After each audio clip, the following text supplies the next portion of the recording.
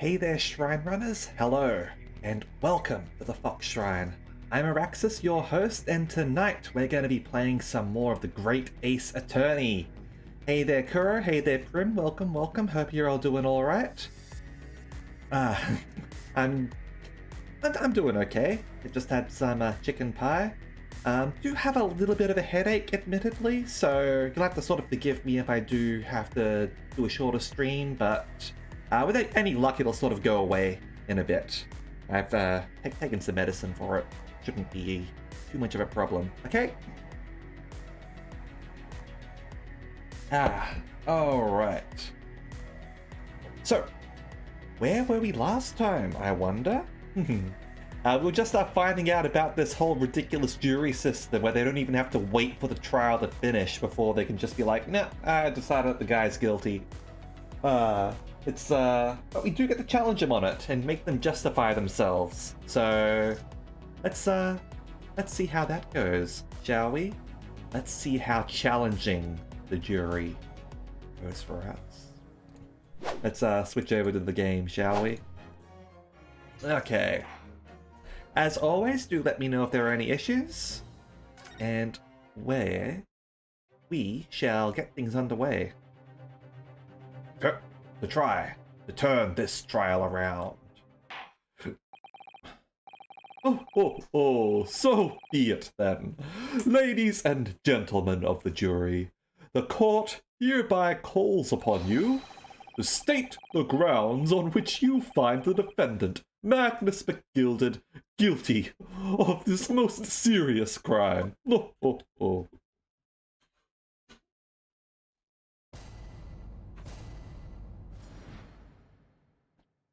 Okay, the jurors' contentions. There was no one else inside the carriage at the time, so it has to have been him. I trust the driver. He has an excellent memory, it seems. 4 passengers, with fares totaling 20 pence. I'm looking forward to seeing how this one goes. Nice. He stopped the chap next to him just like that. Brazen, I must say. Absolutely brazen. I have simply typed and collated all the statements made thus far and drawn the logical conclusion. You can trust the guild. Fair fares is our motto. We haven't raised prices above 4 pence for years. Hey Marshall, welcome. How are you going? The scoundrel! Stabbing that poor man on the floor! It beggars belief! I'm starting to wish I hadn't pushed for this now. I mean, I tried not to. I tried to select no. Some of the jurors don't seem to have wonderfully formed arguments, though, do they? Well, let's see what we can do. We need to get these 6 people to change their minds. We've just started for the night. So far, all the jurors have decided the man's guilty as sin, and we're trying to convince them, hey, give the guy a chance. Like, let's actually see this trial through. I have to throw everything I can at them. Use some very persuasive language. Just a moment, Mr. Naruhodo. According to my book, that's not quite how it works. Oh? I thought I was going to have to thaw their icy minds with some heartwarming rhetoric about the defendant. Unfortunately, once the jurors have decided the defendant is guilty, they're unlikely to heed anything the defense says. But then they've reached their conclusions by their own reasoning, you see. Your pleas will sound like excuses. In fact, it could recoil on you. The more you try to persuade them, the more entrenched they may become. I think the casual racism counter was at 3 or 4. I don't know, that's your job to keep track of, right? Then what on earth am I supposed to do? Oh dear, I'm just citing what I've read about British law, Mr. Naruhodo. Right, I'm sorry. Do you have any idea how to make this work, then? Well, from what I could understand, the key to this procedure is using the juror's own words to make your arguments. What do you mean? Well, the 6 members of the jury are randomly selected members of the public. They may appear to present a united front, but the truth is, they are complete strangers who just happen to find themselves here in the courtroom together. And that's the way to break them down, you mean? Yes, exactly. We must listen very carefully to what each member of the jury says, and see if we can identify any contradictory statements. If we can, we then contrast the statements and pit the corresponding jurors against each other. So we're trying to make them hate each other, trying to make them eat each other. I thought we were just going to sort of like examine like each individual member's words and like say, all right, well, if you agree with this point, then you must agree with this point that I'm about to make, because it lines up perfectly with your own, and just elaborates on it. But no, looks like we're trying to make them all hate each other. I see. So it's contradictions in what 2 or more jurors say that we're looking for. In a way, then, this is similar to a regular cross-examination. Hey, Wiki, thanks for the lurk. Oh, yes, I suppose you're right. Find contradictions in their statements and pit the jurors against one another to break them down. Alright, I might be able to pull this off. No, that's not right. I have to pull this off. Can we start proceedings, counsel? I would ask you to take the stand for this. I'm expecting a clear and concise rebuttal. Yes, my lord.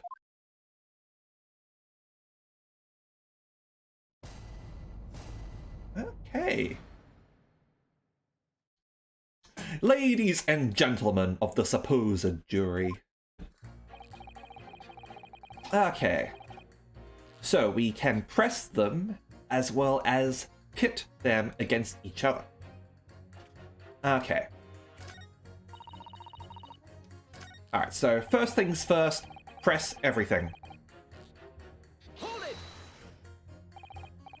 Certainly, the testimonies we've heard suggest the victim and Mr. McGilded were alone inside the carriage. Precisely my point. Everything. But could there be some other explanation? Something we haven't considered yet? Such as? Well, perhaps that's something we could, all work out together now? Now listen here! Maybe you don't know how things work around here because you're from foreign climes. Is that a casual racism counter? We're here to form our opinions as individuals, and I have. Oh dear. He doesn't appear to be in the mood to consider an alternative point of view, does he? No. And have to pit the jurors against one another, like Susato-san said. Finding contradictions in these 3 people's assertions is the only way I'm going to succeed. Okay. Excellent memory. 4 passengers. Fares totaling 20. Okay, well that definitely contradicts this guy over here. Because he says that the fares should be 4 pence. And if there's 20, well, 4 times 4 is 16, leaving room for another person. But, of course, I'm going to stick with my original plan. Press everything. Hold it! But does his ability to recall his takings that night really tell us how trustworthy the man is? Hey, sometimes math is important in law. I manage all of his lordship's cash affairs, so I'm very particular when it comes to accounts. I see. A single penny can mean the difference between life and death, after all, can't it? That's a saying in your country? My point is, a man who minds his figures is a man you can trust. Those of us in service would swear to that, sir. That bench really need any more polishing? So, if the good driver says that he saw Mr. McGilded in the act, I don't doubt him. The only task left to do today is disposing of the rubbish. Now, wait a minute. One of the other jurors mentioned something about money, I think. Yep. Now would be a very good time to listen carefully to the jurors' statements again, Mr. Naruhodo. Hey, Vela! Eat the baby! That was the first case. That was the first case. If you notice an inconsistency in what 2 different jurors are saying, I should expose it by pitting them against each other. Let's see if I can do just that. After I finish pressing everyone. Alright. Stab the chap next to him just like that. Huh? Hold it! Okay. Careful! You can hurt someone with that. Oh, you're a fine one to talk. What, that sword hanging from your waist, No, that's just my battered soul. My friend's battered soul, actually. It's a long story. Well, anyway, I despise anyone with too much money. They're all the same, all stabbing some brickmaker or other behind the scenes, you mark my words. That seems rather unlikely, doesn't it? Are you mad, man? We know that small shorty is a rotten Shylock. Oh, yes, that does seem to be the case, but... Mr. Naruhodo, please, be careful what you say. He's been trying to squeeze money out of us less fortunate, and as far as I'm concerned, he's as guilty as sin. Man can hang. Come to think of it, didn't one of the other jurors have something to say about the defendant's underhand activities? You've thought of something, Mr. Naruhodo. Don't let it go. Test your theory. Yep. Pit the 2 jurors whose statements seem to be contradictory against each other. We'll do that later. I know, I've been hypercritical of the fact that they've let this guy in to the courtroom with a knife. A knife, seriously. All right. Hold it!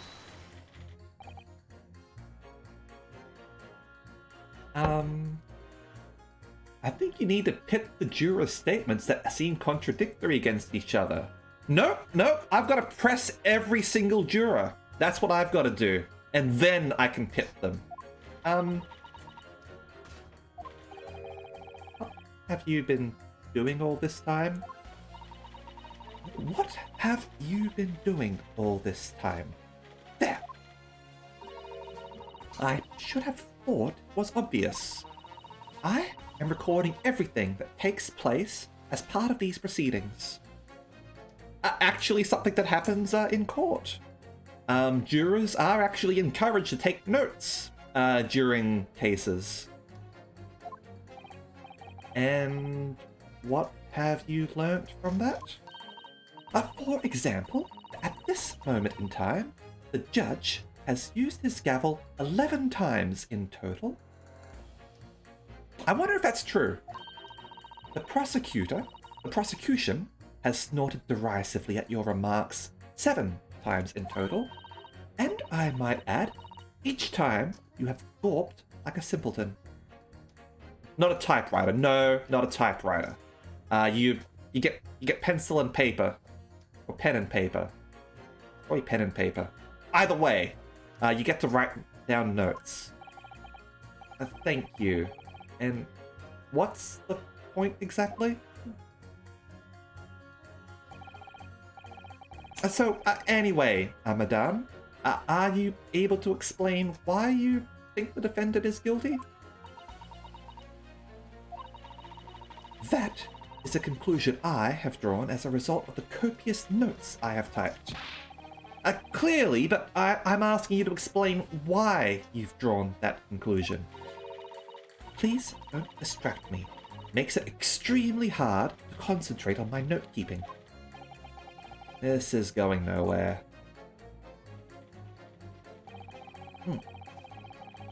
Yep. So this is the guy whose math doesn't check out with the maid. So let's press him. Hold it! Did you not catch up on the previous one, Kitty? That's how much it costs to take the omnibus? I haven't missed too much. We've just started pressing the jurors. Thanks for dropping in, Elle and Kitty, by the way. I do appreciate you coming by. That's right. As the Guildmaster, I decided to set a policy for all drivers across the city. One fare, no matter which bus you take or how far you're going. You have to compete with the rise of the motor car, you see. Okay. Well, I'll let Capcom know that my stream has earned them a sale. Us coachmen have to make a stand together. Motor cars, you say? Yes, and this murder on one of our buses is extremely damaging to our cause. It's beyond the pale. It'll lead to a decline in passengers, you mark my words. And it's all that rascal's fault. He has to pay. And we shouldn't have him along because he's basically the boss of one of the witnesses. Is it the crime or his buses you're more worried about? Anyway, every member of my guild is reliable and trustworthy. So, if the driver says he saw him do it, the fellow in the dock is as guilty as sin.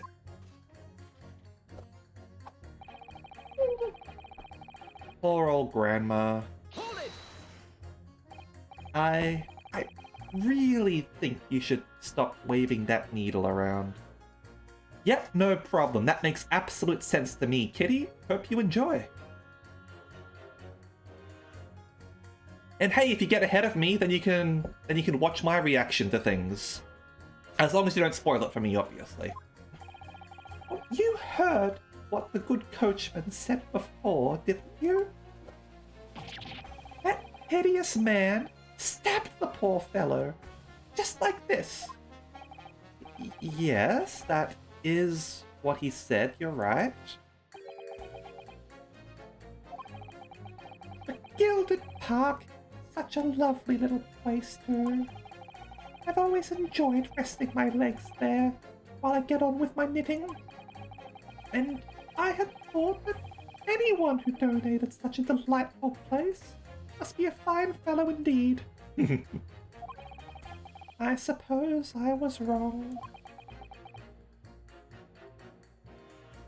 Queen Elizabeth would not be this old at this time. It might be Queen Victoria. Whoever would have thought he was a miserable, murdering moneylender with not a scrap of remorse? Oh, help. Jesus sure can be that he's guilty now. Queen Lizzie has been around since Rome. Of course, my mistake. Oh, the old lady certainly seems to know her mind, doesn't she? So, we just need to find two jurors with contradictory statements and pit them against each other. I notice it says Susato here, which is so much easier said than done. Is that perhaps what you were just thinking? Ah, there we go. How did you know? Well, I took the liberty of doing some research in case you happen to find yourself in just such a situation. Shall I read you what I found out? It is a little long, I'm afraid. If this is just gonna, like, recap what we've just gone over, I'll skip it. But if it's presented in a new way, I'll listen. Please go ahead. Very well, listen to this. During the summation examination, you will hear the assertions of the 6 members of the jury. In this situation, the counsel for the defense should use why and pit with impunity. Having done so, you will be able to compare the chosen assertion with those of the other jurors. Select the corresponding buttons to listen to the other jurors' assertions again. Note that you cannot choose the assertion of the juror you initially selected, nor can you choose assertions of jurors who have changed their leaning to not guilty already. Once you've compared the various jurors' assertions, work out which two contradict each other, and then pit them together with why to pull them apart. I see. She wasn't joking when she said it was long. That wasn't too long. The first step is to listen very carefully to what each individual juror has to say. Then I'm sure you'll start to see which ones might not quite agree with each other. Alright then, let's get this right now. Never have to listen to that long and boring explanation again. That's the spirit. Alright. I'm gonna start with you. Okay, so trust the driver, 4 passengers, fares totaling 20 pence. Haven't raised prices above 4 pence. So, unless the driver would have to pay his own fare, this does not seem right to me. Objection. Those two statements clearly contradict each other. They do? Oh, explain yourself, counsel. Me? Oh dear. What have I said? I swear on Silver Blaze's mane and name, I haven't the first idea what you're talking about. According to the group testimony we've heard so far, there were 4 passengers on the omnibus on the night in question. Ah, man, he's doing the pace. He's doing the pace that they always do in fiction, but they never do in real life. And according to the coachman, Mr. Beppo, he took 20 pence in fares. Quite right. I have those precise details typed neatly here in front of me. And juror number 5 also told us the following. The fare for the omnibus is always 4 pence. That it is. A fair and convenient single price. Just the way London's carriages should be operated. But that doesn't add up at all. In fact, I may just be a nobody lawyer out from Japan, coming to the center of the world in London, but even I know that 4 times 4 does not equal 20. It leaves a glaring discrepancy in the facts. Why, man, why?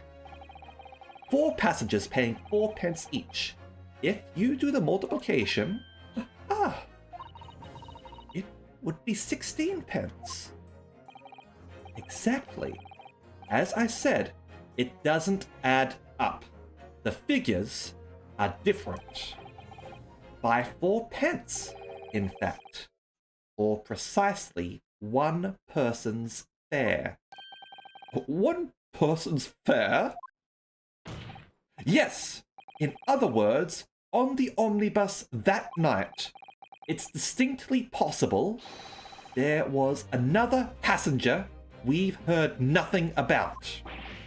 Good gracious!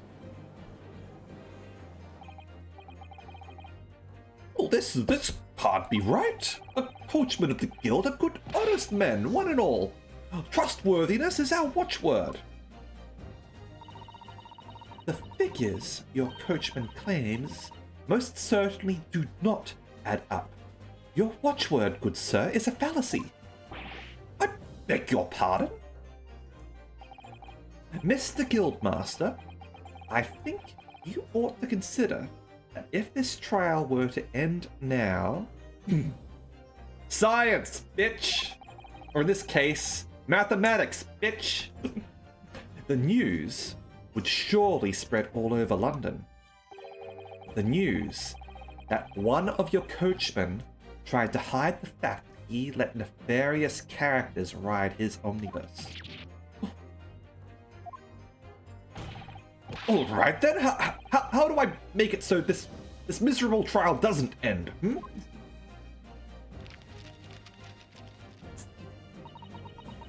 Well, according to my book here, you simply launch a ball of fire onto the innocent side of the set of scales. Now hold your horses there, coachman. We were all in agreement. Why do you have to go and... Wait till I get my hands on you, Beppo.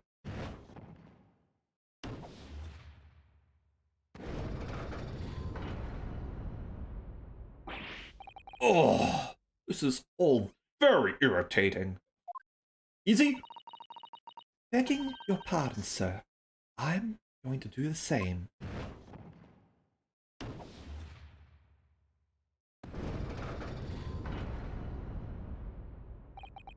For the love of Mike, not you as well! A penny can be the difference between a smile and a tear, after all. I certainly can't put my trust in someone who doesn't follow my exacting standards in financial matters. Oh, really? I, for one, think it's only proper that we hear from the witnesses again. Oh, well done, Mr. Naruhodo, you did it! If we can manage to change 2 more jurors' minds, we can force the trial to continue. 2 more. It has to be 2 more? Seriously? Technically, 1 person dissenting should be enough to keep this trial going. There is something else that's bothering me about a couple of their assertions, and that's where you must strike next. Need to pit 2 more jurors against each other and show there's another contradiction in their assertions. Exactly, you can do it. Well, the scales of justice have shifted, but they still weigh heavy on the side of guilt. Counsel, you have the floor again. Continue with your summation examination. I'm changing my leaning to innocent. I should like to hear what the slipshod bookkeeper has to say for himself. Okay. Beppo, this trial has to continue so I can get to the bottom of this corruption. Not guilty, I say. Okay.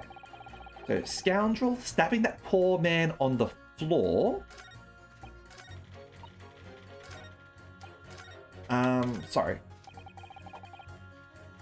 Stuck the chap next to him.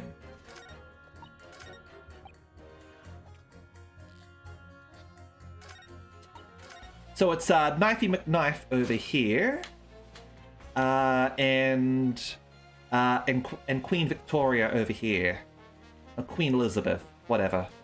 Objection. Those two statements are completely contradictory. What? Explain, counsel. Post haste. Oh, dearie me, I was only knitting a jumper for my other half. What is all this claptrap? What does contradictory even mean, I ask you? It's fancy rich people's talk, right? We've heard from more than one witness that they allegedly saw the actual moment when the defendant stabbed the victim. Now, out of curiosity, juror number 3. What? Can't you see I'm busy here? This stuck right in. It's very sharp. How would you say the defendant stabbed the victim? What sort of motion was it? Ha! Want to test me, do you? Like this. Stuck the fellow next to him without even getting up. Like the prim banker said.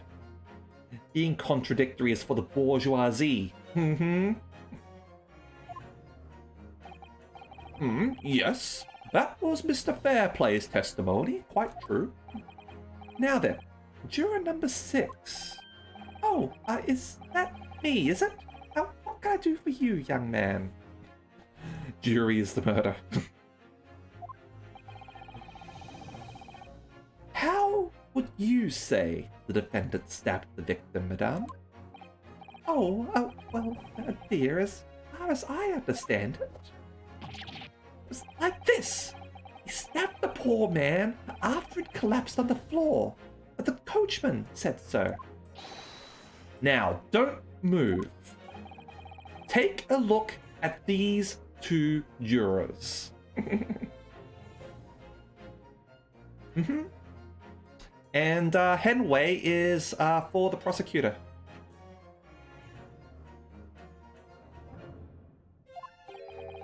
He stuck the fellow next to him without even getting up.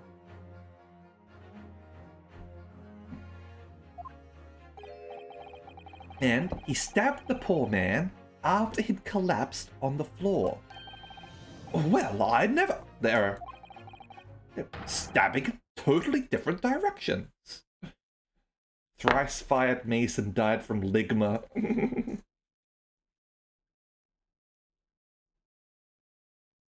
I mean, ligma was a serious condition at the time. We shouldn't make fun of that. Like it was worse than smallpox. Like until the Spanish flu sort of came out like 20 years after ligma. There was no worse disease out there. What? Bless my stitches. What a muddle. What this tells us is that there's a strong possibility one of the witnesses isn't telling the truth. Oh! But why? Why the dickens would they lie?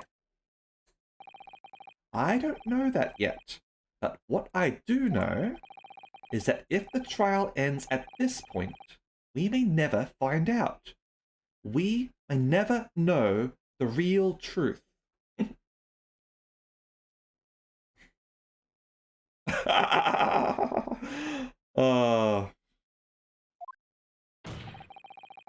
Ladies and gentlemen of the supposed jury, can you really let that happen in all good conscience?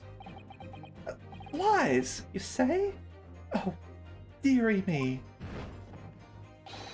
I can't abide people telling lies.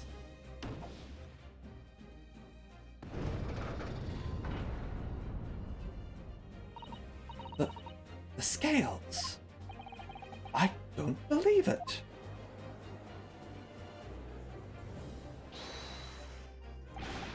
Wait! Now hear this, my fellow jurors. I warn you. You cannot listen to this man. Look at him in his black suit. He's clearly some devious Eastern sorcerer using magic on us all. Casual racism count? Thank you, Prim. If I could use magic, do you really think I'd be putting myself through all this? Answer me this, Dark Jinx. Me? I think this is getting into outright, like, not just casual racism, this is like outright racism at this point. What exactly is the problem? What of it if two witnesses have slightly different recollections of events? Devil summoner looking motherfucker. This isn't a Rido. What of it? Let's say the Shylock did stab the victim as he was sat next to him on the omnibus, and this young dandy saw him do it. And now let's say the victim collapsed on the floor and then the Shylock stabbed him again. And the old lady saw him do it. Well, what's to say it didn't happen like that, I believe the autopsy report said he was stabbed once. Mm-hmm.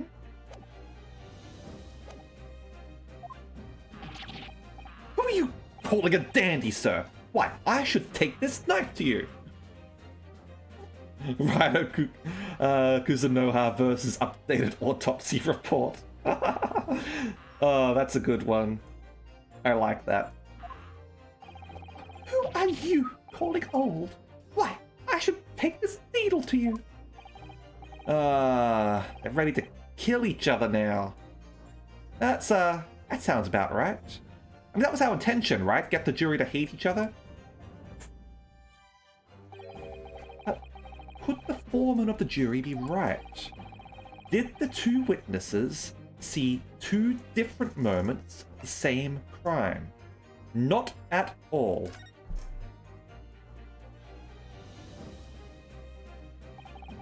Unfortunately, Mr. Foreman. What is it, you dark jinx? Come on, out with it! What you're suggesting is impossible. It's out of the question. And not just because you're a racist motherfucker. What are you talking about, man? How can you possibly say that? You do realize that I'm only doing my job. As foreman of the jury, I have a responsibility to steer everyone in the right direction. No, as foreman of the jury, your job is to record how long people are discussing the case, whether people have a break or not, and to say guilty or not guilty right at the end. That's your job. That's your only job. Clockwork Orange's juror number 3. I haven't seen Clockwork Orange. I have seen 12 Angry Men, which is a great movie, and I do recommend people watch that if given the chance. I haven't seen the new one. I've only seen the old black and white one, but that was a good movie. So, where's your evidence, man? That's what we want to see. I have heard that Clockwork Orange is indeed a dark movie. I say the two witnesses saw two different moments of the same crime. You say that's out of the question. Show me some proof. Looks like the only way I'm going to convince him is to present him with something that he can't dismiss. Some irrefutable, hard evidence. As you wish. What? I'll give you the proof. It's out of the question that the two witnesses saw two different moments of the same crime, as proven by this autopsy report, which will not get updated, ever. Take that! This is the victim's autopsy report. According to what's written here, Mr. Mason was stabbed in the abdomen only once. Only once? It's quite simple. The victim was stabbed precisely one time. Which means these witnesses can't possibly have seen it happen two different times.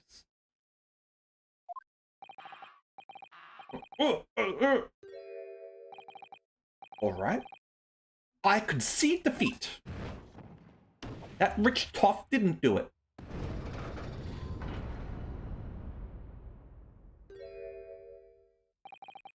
Wait, that means 4 jurors are now leaning to not guilty. That it, Mr. Naruhodo? We've won! Well, not quite. What are you playing at, you dandy fool? Shut your trap, sir! No one deceives me!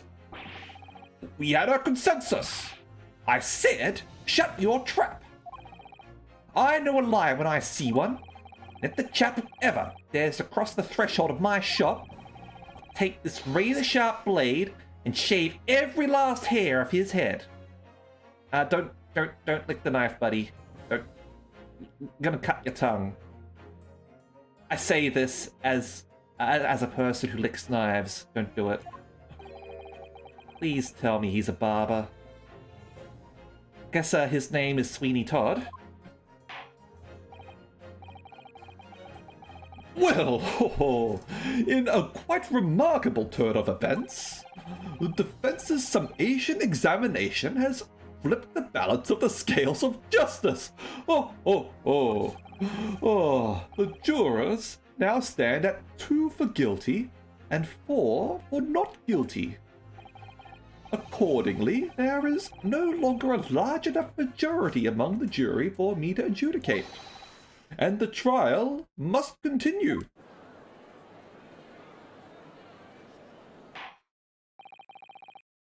I hereby ask the defense, prosecution, and witnesses to return to their places. Hey, Lab Rat, welcome. And I call upon all of you to continue to pursue the truth. Otherwise, none of you are going to get any presents for Christmas.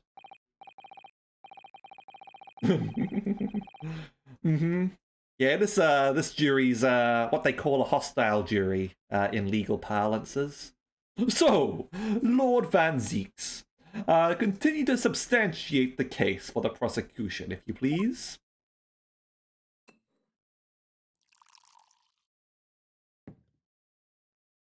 You're not going to throw that goblet of blood at me, are you?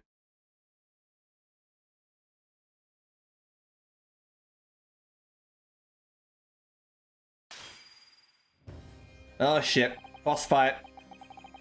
Having savored the rich aroma of the carmine contents of this hallowed chalice, it may seem crass to crush it to dust. Play forgives the discourtesy. Lord Van Zieks! Is it cold in here? Or is there a vampire? Because why is there a vampire being a prosecutor? No questions, there's a vampire. As your antiquated tome no doubt says, the prosecution may not speak during a summation examination. Since when did Capcom have the license to Castlevania? So, I honored a deathly silence and listened to the charade. It seems I overestimated the intelligence of the jury.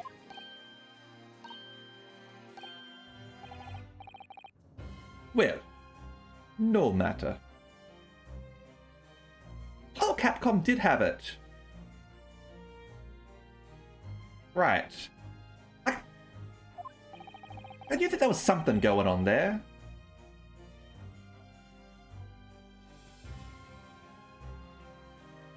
Because I knew that I was sort of getting confused for some reason, because I seem to remember Konami sort of having the license, and I was like, do they still have it? I swear that Capcom had some Castlevania games, and I was like, no, it must be Konami. But, alright, if Capcom's got it, they've got it. I guess they can totally bring in Dracula. Specifically Castlevania's Dracula. There is nothing so hard to prove as a self-evident truth, it would seem. No. And why else would we grace the courtroom with our presence after all? So, let us proceed to the next round of battle.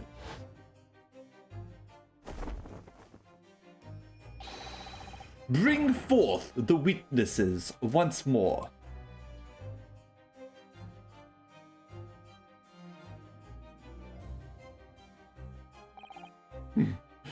Witnesses, I trust you heard the summation examination we have just had to endure.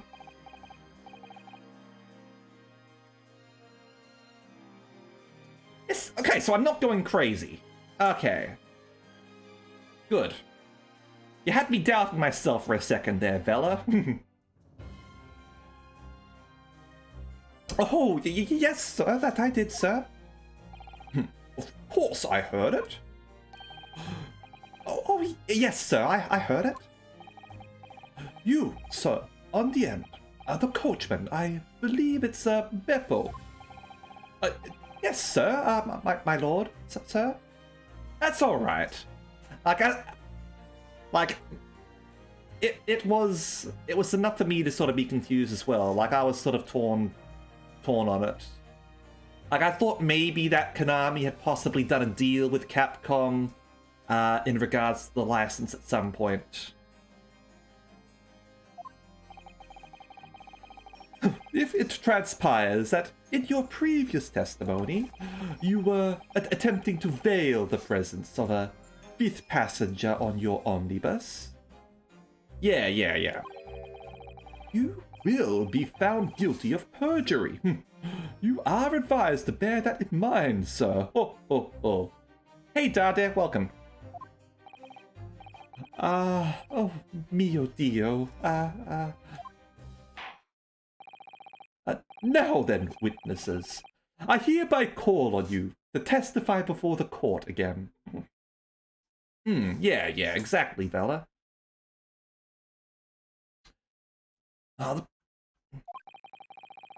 You will explain the various misgivings brought to our attention by the defense's summation examination. I have to be really damn careful because, for some reason, Transylvanian vampire and Santa Claus, their accents are too similar, and there's crossover. Okay. I only carried 4 passengers that night. I swear it. Well, I, for one, was told I had to pay 5 pence for the bus. He filled us on the fare, he did. And then I saw that blood-curdling sight as well. It's all too much. I tell you, I saw McGilded stabbing that man. Everything I said before stands. Oh, yes. Yes, he stabbed him. Yes, he did. I think so, yes. Alright, so the coachman is now claiming to have overcharged the passengers. Counsel, make sense of this for me, please. The phantom fifth passenger conjured into existence by my learned Eastern friend never existed. The confusion has arisen from the coachman's sly little cozenage. Beppo, explain yourself. I am terribly sorry, Guildmaster. The guild's fare is 4 pence across the board. You know that. Am I to understand that you've been overcharging our passengers by a penny a fare? It's so cold. Last run of the day is always half empty. You have made my naughty list, coachman, by your dishonesty. You get no hose from me. I'm sorry. Maybe the coal that you give me will be able to warm my home. You're a disgrace, Beppo! A disgrace! And your selfish actions have brought dishonor on the entire guild. If I may, sir? I had to pay 10 pence on the bus just last week. What? 4 passengers at 5 pence each is... yes, 20 pence. I've done the arithmetic 10 times already, but I just can't make the result come out differently. No, that... figures...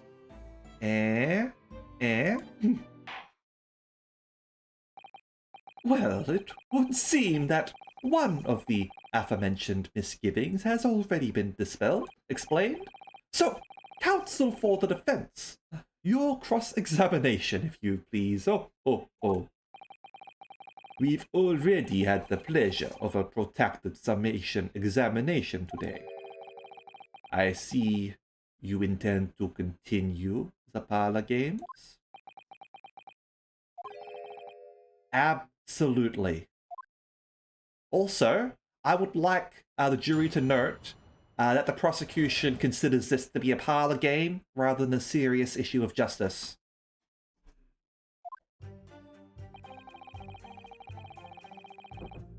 Okay, so let's standard practice. We are going to press each and every one of them. Hold it! So, there were only 4 passengers on your carriage, but you didn't charge them the standard 4 pence fare.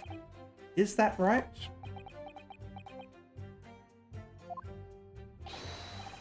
It's impossible to make the last run of the day pay. I was so cold. It was all I could do to stop myself passing out. Getting chilblains just listening to you. It was terrible. So I wanted to give myself a pat on the back for even keeping the bus running. A dedicated coachman deserve an extra penny per passenger? You're digging a deeper hole for yourself here, buddy. Only there had been a 5th passenger on the omnibus last night. Then we would have had another suspect.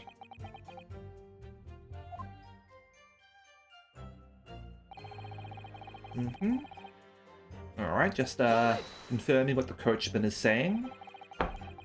Does that mean everyone on board that night paid 5 pence instead of 4? Well, I paid 5 pence too, sir. And I just told you that I did. A flat fare of 5 pence across the board. That's not something to be proud of. The so-called discrepancy my learned friend identified was nothing of the sort. Much like the Phantom Killer you so desperately needed, it's gone. Dead and buried. Like you 500 years ago? I'd have been happier if it had ever existed in the first place. He fiddled us on the fare, he did. Hold it! This blood-curdling sight. You mean the murder, I presume? Yes, sir. A loathsome sight. No one should have to witness the horror in the eyes of a man the moment his life is taken. Oh, well, not exactly, sir. I mean, I didn't actually see the exact moment that the gent was stabbed. Good gracious, really? We have another witness who did, however. The banker has already testified to it. But Mr. First didn't actually see the point at which the victim was killed. That may turn out to be very significant. I heard the banker gent next to me take a sharp intake of breath, see? That's when I looked through the glass. That's when I saw the horrible blade poking out from his belly, all covered in blood. Oh, every time I see a knife now, I can't help screaming, even when I'm eating. I tell you. Okay. You saw McGilded stabbing that man? Hold it! Did you now? So, you saw the defendant, Mr. McGilded, stabbing the victim, Mr. Mason, who was sitting next to him? That's what I said, isn't it? It was bothering me before this was. For just a brief moment, he hesitated before answering the question. Anyway, there was only the two of them inside the carriage, wasn't there? There's been much talk of a fifth passenger, but as yet, zero evidence. And what are we wasting all this time for, eh? It's black and white. The man's guilty. Something about Mr. Fairplay's testimony just jars with me.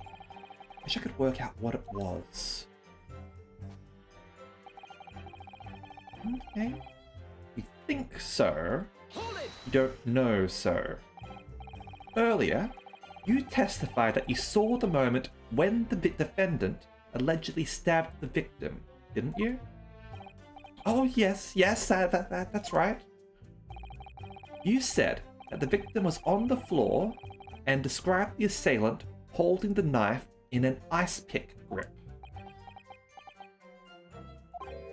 I suppose I might have, yes. Put the cart before the horse, maybe. What's this? Oh, well, I'm quite sure about most of it. I was driving the horses when I heard a scream from the seats of the roof deck. Oh, I expect that was me, sir. Then when I turned around, yes, I saw it through the skylight.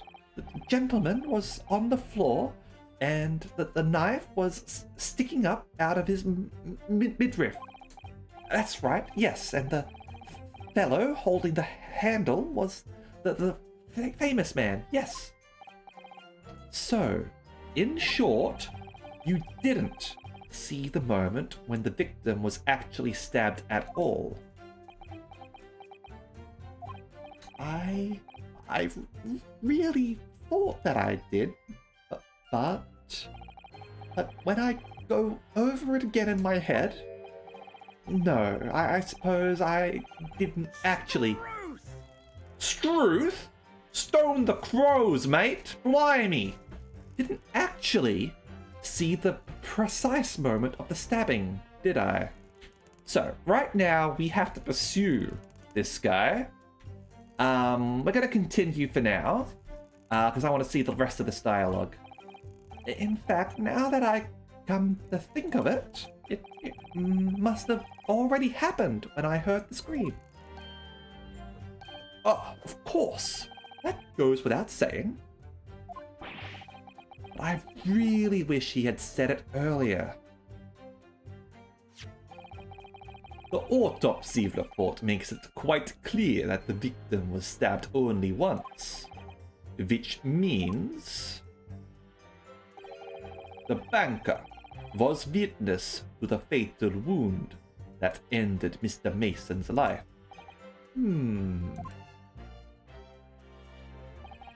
Okay, not long ago, this trial very nearly came to an end.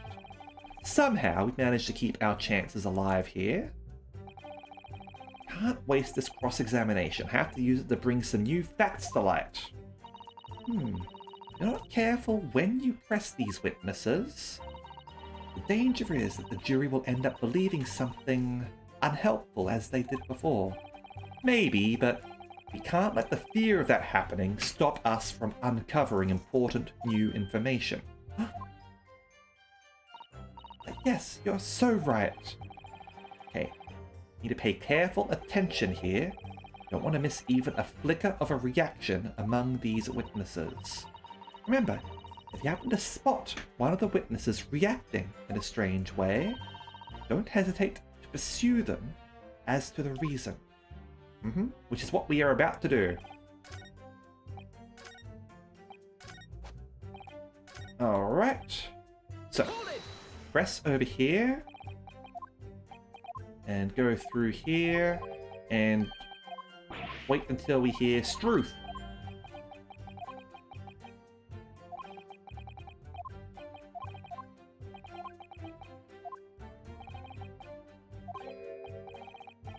Struth! Struth! Excuse me. Scusi? Merci beaucoup. Do you have something to say about that, Mr. Fairplay? Now, you listen to me. I know what you're thinking. He didn't really see the exact moment the fellow was stabbed. What are the chances of that? Eh?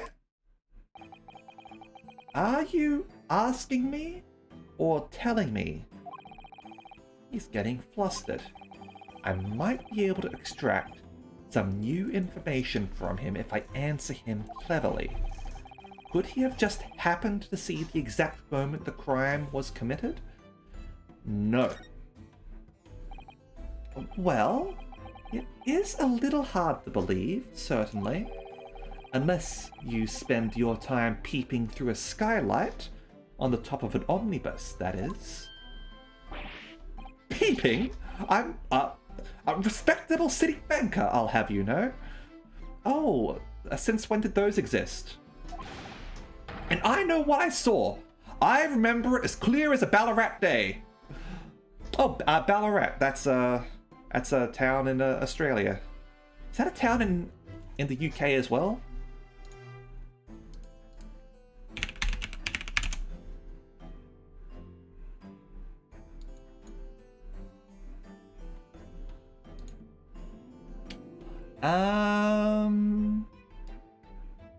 Well, this guy has to be Australian then. If he's saying like Struth and referencing Ballarat. Like there's no town in England called Ballarat. Oh, it's a grim scene. I don't mind telling you. Oh, thank you, Mr. Fairplay. Aussie banker, I see, yep. Oh, excuse me for getting a little hot under the collar there, my lord. This is why the Neko Empire has no bankers. That sounds like an enlightened empire right there. What's the economy like in the Neko Empire, I have to ask? How are the citizens provided for? I would ask you to supplement your testimony with a clear statement about what exactly you saw. Oh, I can do that all right. I'll tell you just how grim it was. I will. You think I'd forget the sight of those blood-soaked hands after the butcher stabbed the man? After that butcher stabbed the man? Okay, well let's press him on this. Now do keep in mind, he was wearing gloves. So let's see if we can get him to elaborate on this. Hold it! Blood-soaked?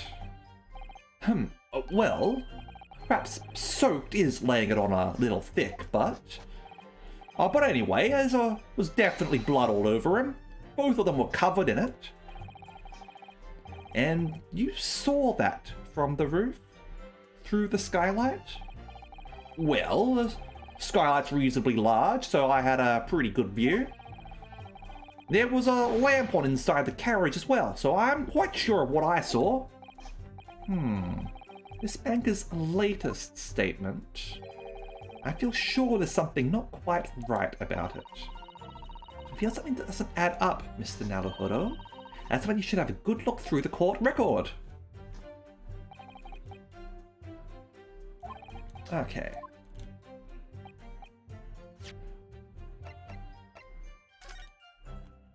Definitely not blood-soaked. There's a little bit of blood. But not super. How did he describe it? Both of them were covered in it. Yep, hands.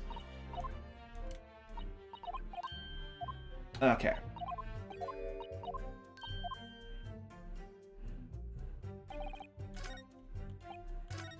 Okay.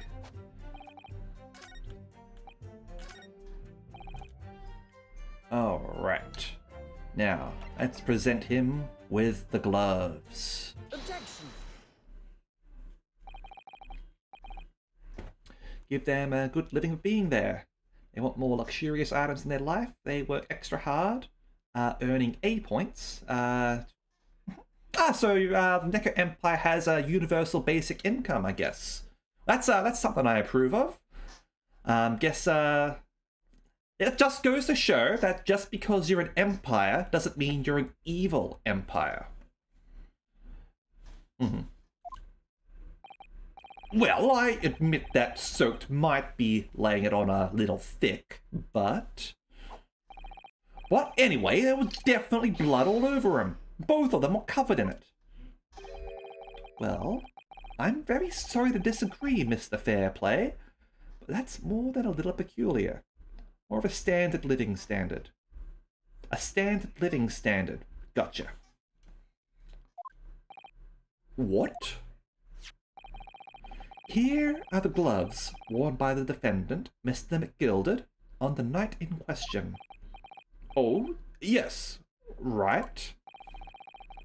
And there certainly does appear to be a sizable dark-coloured stain there. But, as I'm sure you can clearly see, it's only on the right-hand glove. Ugh.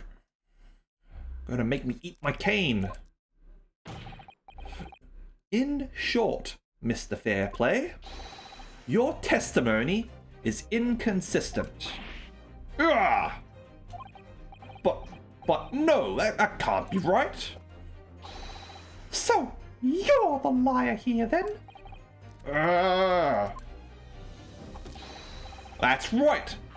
You're quite clear about it. You said it was both hands.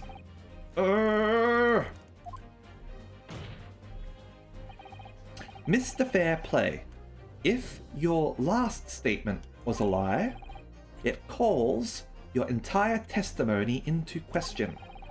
You say you saw the moment the victim was stabbed, but is that really the truth?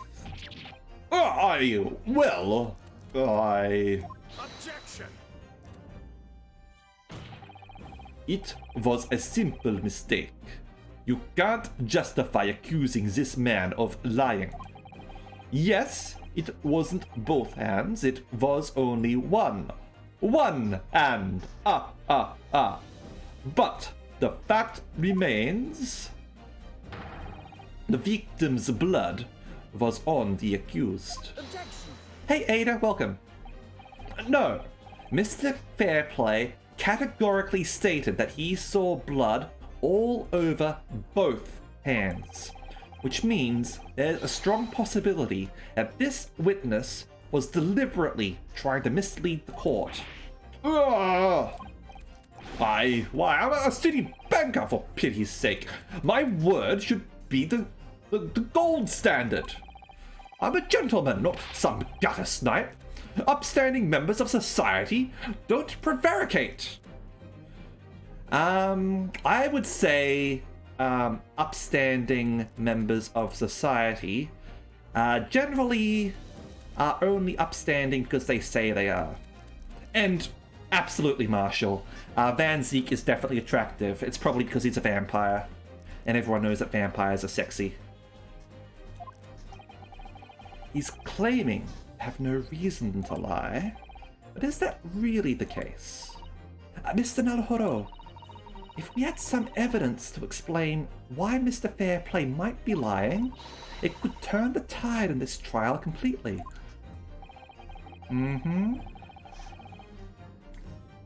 Yes, there is evidence for this. My lord. Yes, counsel. The defense is ready to present evidence. Oh, and before we do that, I'm just going to go let the cat out. I'll also go grab a drink while I'm at it. Okay, give me a second.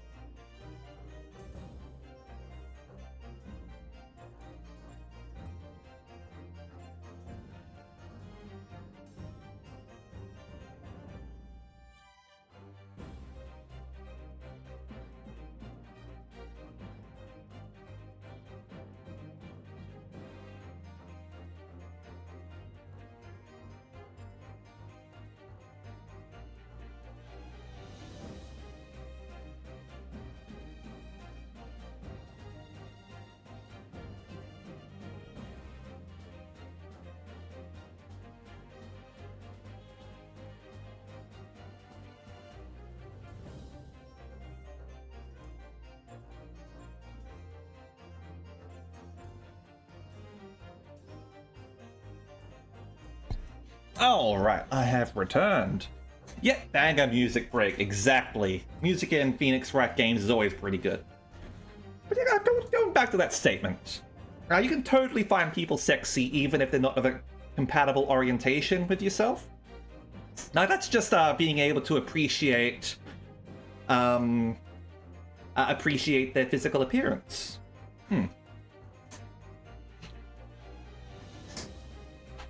Okay. Oh, by Jove, are you sure? Evidence that will clearly demonstrate why Mr. Fairplay had reason to lie in his testimony. Ah! Very well. I hereby call on the defense to present its evidence. The evidence that demonstrates a motive for the witness's alleged deception of the court. His name is Bruce as well. Of course he's Australian. Every Australian's named Bruce. Everyone knows this. Take that! This is a list of the debtors who owe money to Mr. McGilded. Yes, a list of innocent victims crippled by the accused's extortion. The point is, among the names of these debtors is your name, Mr. Bruce Fairplay. Oh, what? Mr. Fairplay, are you currently indebted financially to the accused? No, well, it's barely worth being called a debt. According to this ledger, you owe 20 guineas. Not an inconsiderable sum of money, wouldn't you say? Well, what of it?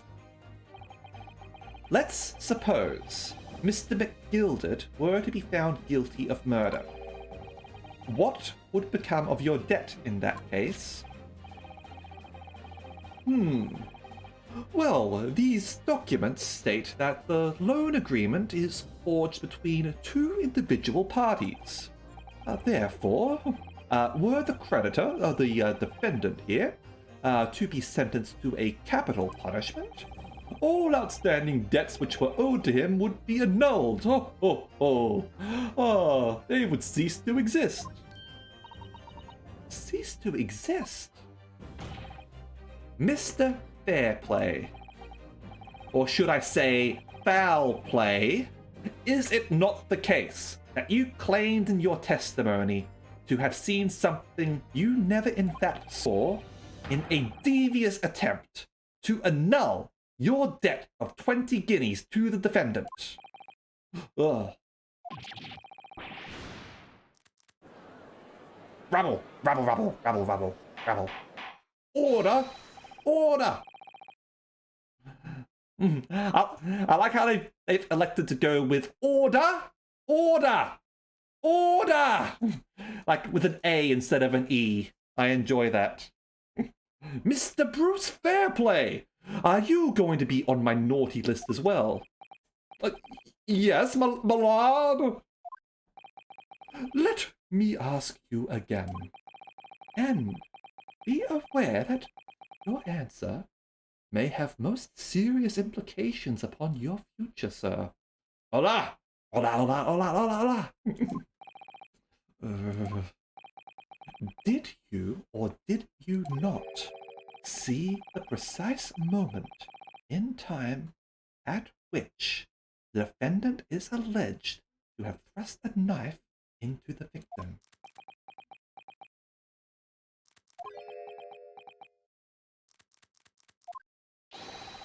Your silence speaks volumes.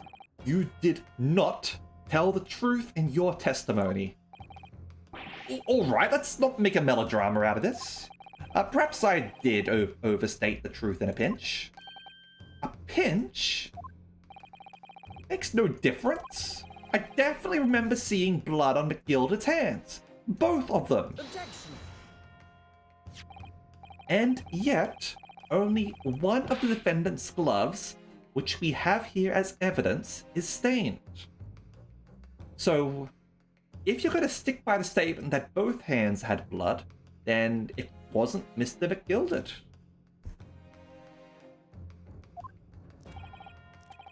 So you keep saying? I wonder if I might be allowed to speak, sir? Go ahead, Mr. First. You're not on my naughty list. You are indeed, after all, a nice guy. It's basically in your name. Ladies first. Mr. Hatter. Well, the thing is, I think I remember seeing it myself as it happens. Seeing what? The blood, sir, on the assailant's hands. I think, yes. I'm almost sure that it was on both of his hands, not just one. What? What? Oh, this is good. This is good. It would appear that we're going to need further testimony from all you witnesses. At this time, I would like to know precisely what you did and what you did not see, or else everyone is getting coal for this Christmas. Do I make myself perfectly clear? Yes. Mr. Naruhodo, this is good news. The course of the trial seems to have shifted slightly at last. Yes. I might finally have a chance to turn things around here. More witness testimony. There was blood on both hands of the assailant. I sincerely and distinctly remember that. However, I suppose you might say that I didn't see the exact moment the stabbing transpired, if that matters. I remember seeing the knife, and I remember seeing both of the attacker's hands with blood on them. I didn't actually see anything myself. No. Not until I heard that scream. Anyway, the fact remains. There can't have been anyone else inside that carriage, or we all would have seen.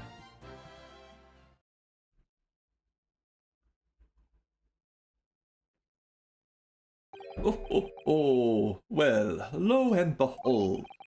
In truth of fact, not one of you was witness to the crucial moment the crime was perpetrated. I apologize, my lord, but honestly, there was no one else inside that carriage, and man's hands were covered in blood. That much incriminating evidence is tantamount to saying we saw the man do it. That's really not what testimony is about. Let us examine the interior of the omnibus once more. The victim's fresh blood is clearly visible on the seat, corroborating the witness's accounts. In other words, there is no substantial, no significant change in the facts of the case. It could be that the other person managed to hide in that secret compartment. Now, it did have a lot of things belonging to the coachman, but at least it looked to me like there was still enough space for a small person, at least. Or someone who can contort themselves to fit. We'll find out. We'll find out. Very well. Your cross-examination, please, counsel. Yes, my lord.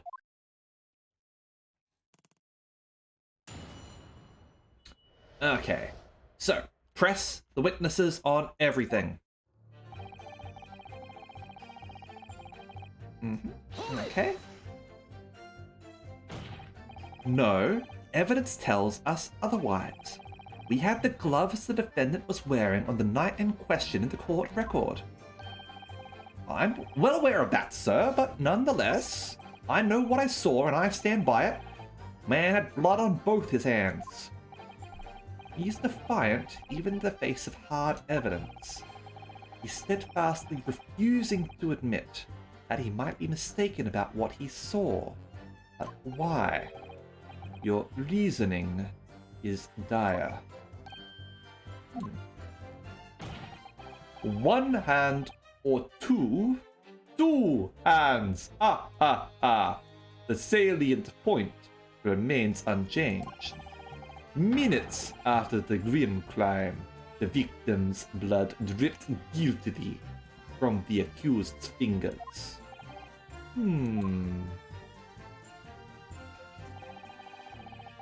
Okay, didn't see the exact moment of the stabbing. It does matter. Don't try to downplay this. Whether or not you saw the exact moment of the crime is a matter of fundamental importance, as well you know. But, for crying out loud, we all know that no one else could possibly have done it. I was just trying to save us all some time. You have a loan of 20 guineas outstanding with the defendant, do you not? Had you hoped to release yourself from that financial burden by ensuring the defendant was found guilty? That's not entirely not what I was hoping for. I just lost a little guinea or 10 when I backed the wrong horse in the derby, that's all. I was going to win it all back. There's a fixture this weekend, that's a sure thing. I put all my money on Scarlet Daiwa.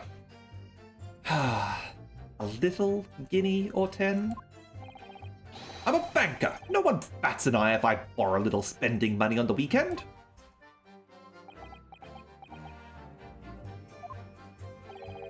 I think you may have revealed rather more about your character than you have bargained for, sir. This witness's scruples are not on trial here. Proceed to the next witness. Is that really how it's supposed to work?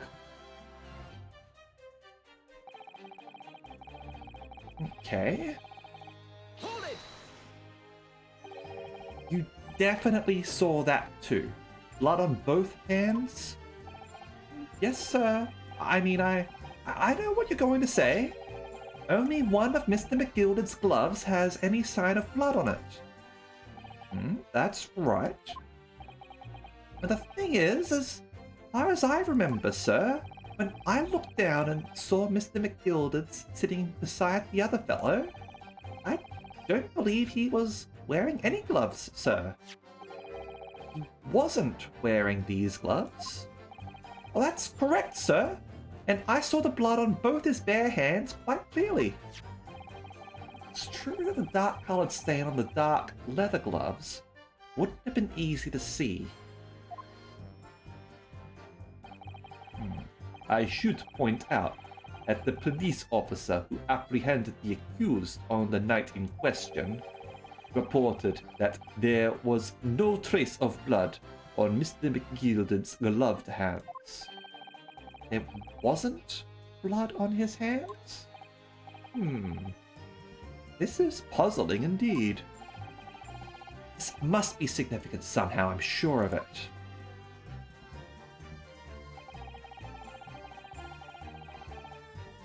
Okay. Hold it! You didn't see anything. Yes, sir. That is to say, no, sir. I didn't. I'm very sorry about what I said before, sir.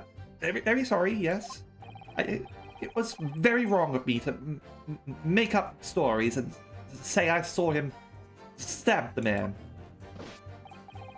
Wouldn't you agree, sir? I know what you're insinuating. I certainly wasn't making up stories. Still, to say you saw nothing isn't right either, is it? No, sir. I saw nothing at all. Mr. Beppo, you were driving your horses. At the very least, you must have enjoyed a good view of London's streets, no?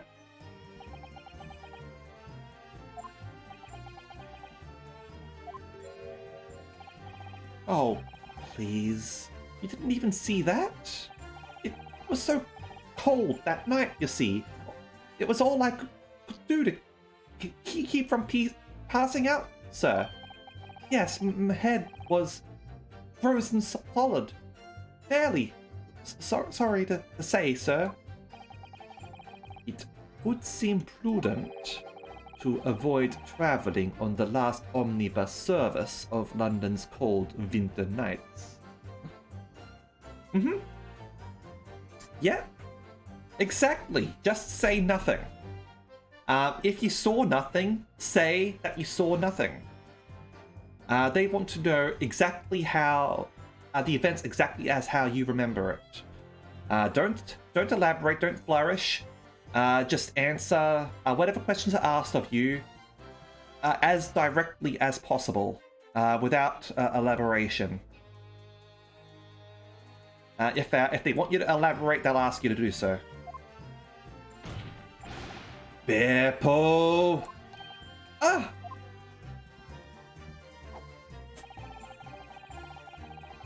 Okay, so you're betting on an accident, huh? Coach driver lost control, victim got stabbed by a mistake. Okay. We'll see how things go. I feel like there was definitely another person on the carriage. As to whether he couldn't see the road, I mean, sure, the carriage drives itself, right? It's got horses. They're smart. Hold it! And everything you saw of the incident was through the skylight on the roof of the omnibus. We could possibly present the carriage. The carriage is evidence.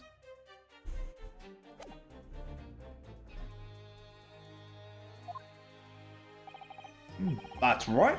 It was fiercely cold that night, but the glass wasn't frosted over. Oh yes, I remember I was shivering. It was so bitter. Which rather begs the question of why the pair of you were sitting on the roof deck in the first place. Well, I don't know about this young fellow, but I couldn't enter the cabin. Oh? Why not? It was locked from the inside. I tried knocking, but no one opened the door. It was locked.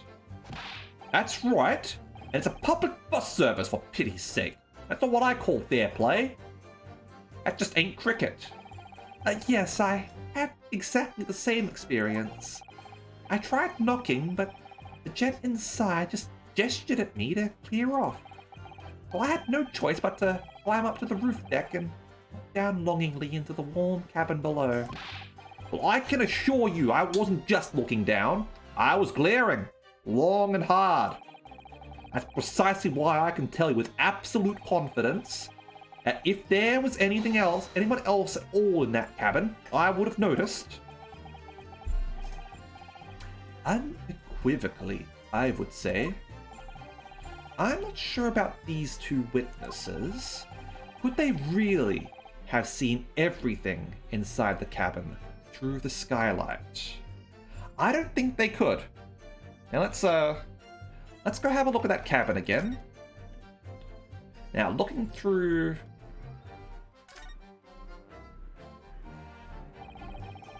Don't they see inside through the opening, that's for sure. There's a lamp in there. So the witnesses would have been able to see quite clearly. But that angle, I would say, means that they can only see one side at a time, depending on where they're sitting. That's That's my belief, at least.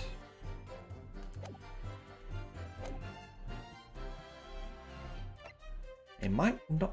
hold on. Also... Yes, there was that. We don't have like a above angle sort of shot, do we? Yeah. Allow me to confirm one thing, Mr. Fairplay. You were riding this omnibus and witnessed the events in the cabin through the skylight in the roof of the upper deck. Is that right? That's right, yes. In that case, there is a portion of the cabin interior that would have been out of sight from you. What? Oh, by golly, really? Obviously, at this stage, we can't say for sure. But the possibility cannot be denied that at the time of the incident, there could have been another passenger in the enclosed cabin of the omnibus. Objection! I want the Fairplay last name because I played dirty. Well, we know that Fairplay plays dirty. Enough hypothetical meandering, my Nipponese friend. The prosecution demands that you substantiate your claims. After all, the scene of the crime is here, in the flesh. Very well. I will uphold the prosecution's demand.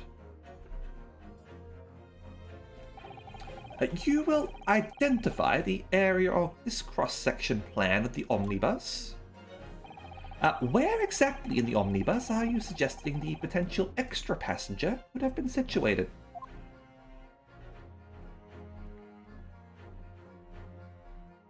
Just be over there, obviously.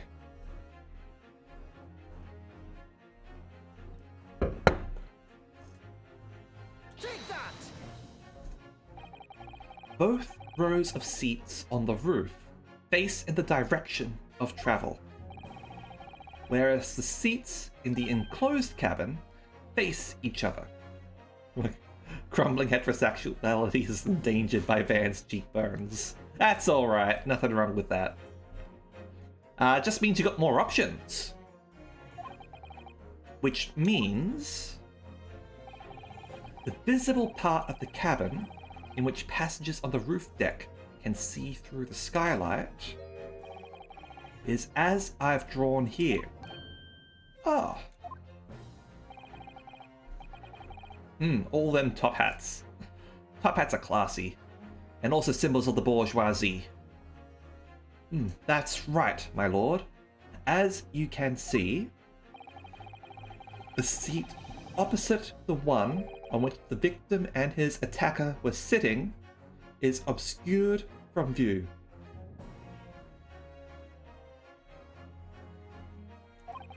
In other words, if someone had been sitting on that seat, it's quite possible that these witnesses would have been completely unaware of it.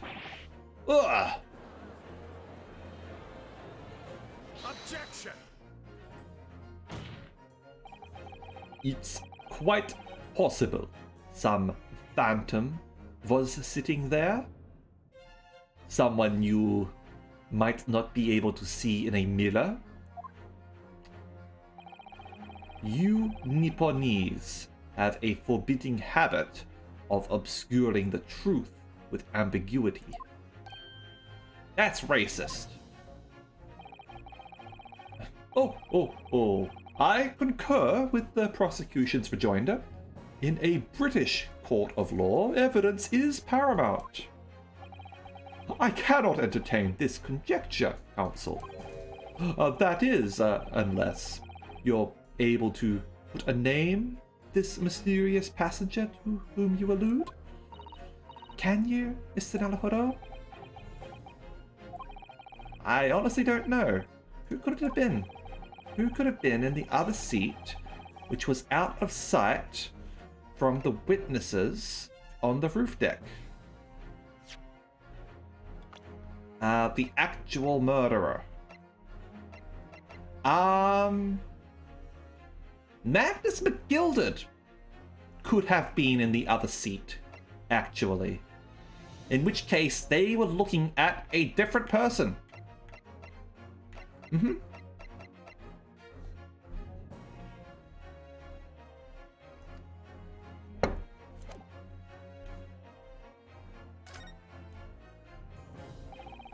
I understand, my lord.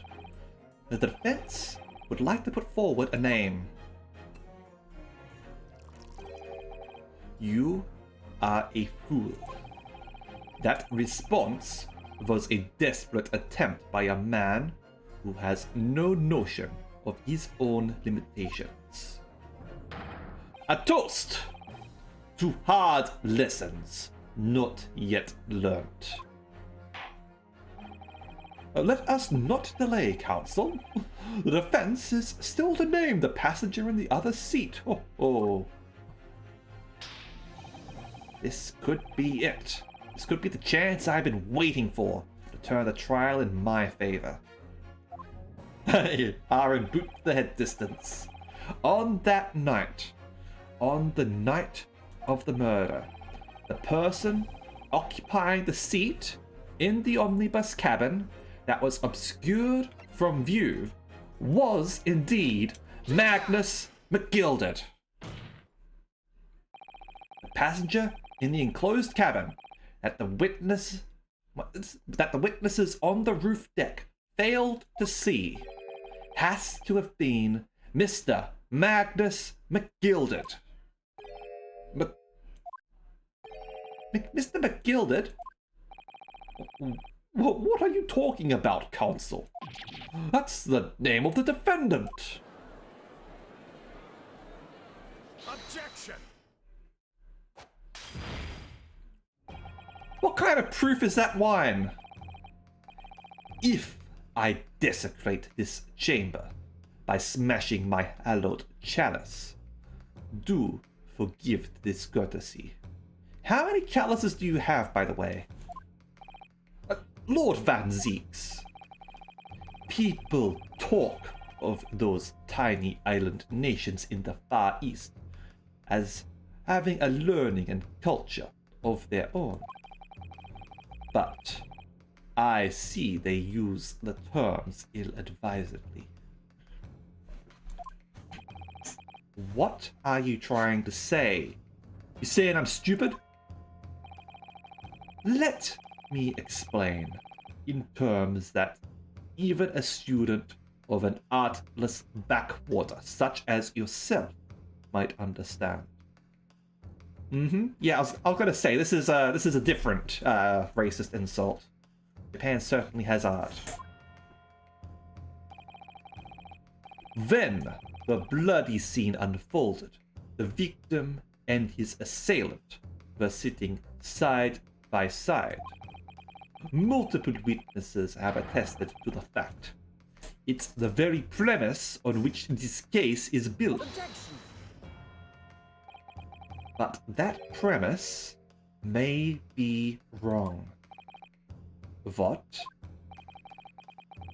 If the victim really was sitting beside Mr. McGilded, it creates an inconsistency that can't be reconciled in any way. What inconsistency, counsel? The defendant's gloves, my lord. Both witnesses made the same testimony. They claim that there was blood on both hands of the person sitting next to the victim. Objection! Yet we know the truth to be otherwise. Only one glove bears the gory remains. Objection! I drank the other glove. The point is, even in the face of this irrefutable evidence, both witnesses have maintained their stance. Oh, yes. Their testimony remains unchanged. Exactly. They both adamantly swear that they clearly remember seeing blood on both hands of the assailant. In short, their memory of events is correct, and their testimony reveals the truth. It was somebody else sitting beside the victim that night. A third party we have yet to identify. And the victim's blood was on that passenger's hands. Both of them. Objection! And who was this third party? Obviously, the true culprit. Extraordinary. Rabble, rabble, rabble, rabble, rabble, rabble. Order! Order! Order! What exactly are you postulating here? Objection!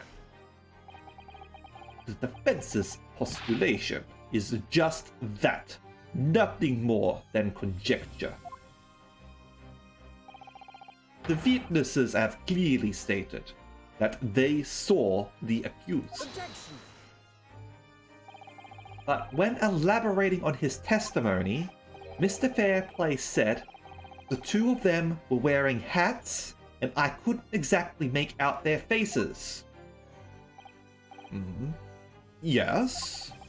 The tops of their heads were obscured by the roof. I could see the rest of them, though.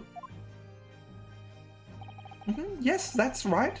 Both gents were most certainly hatted. Hatters do tend to notice such things, sir. And, what particular styles of hat did the two gentlemen sport, Mr. First? I'm afraid I don't remember. And you call yourself a hatter? Ah, this court case is mad, I say. Mad! The style of hat makes no difference. There was no third passenger in that cabin. Welcome home, Ada.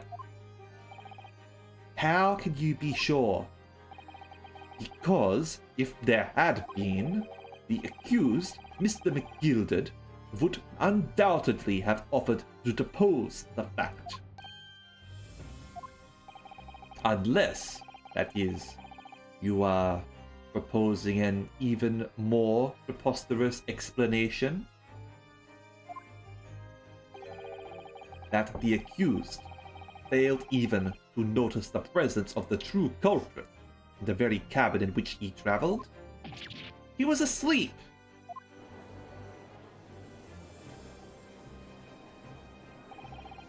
He's right.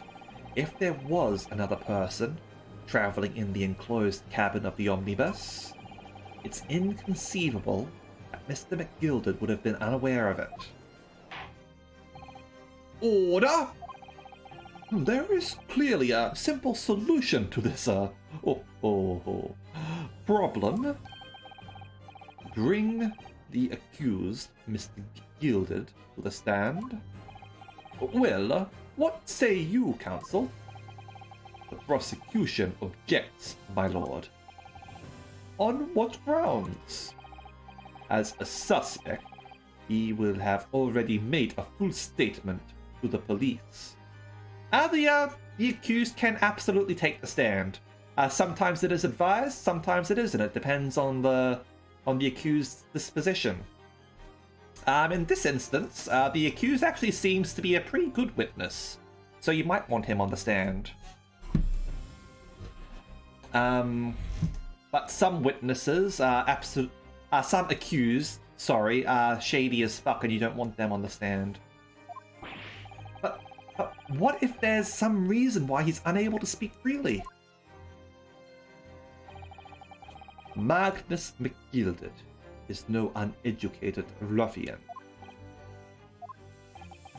If it indeed turns out the man has been withholding information, you can be sure it will have been a most deliberate act.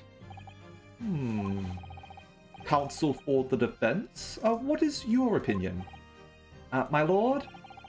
Should we ask Mr. McGilded to testify or not? Honestly, I do want his testimony, but it should be the witnesses.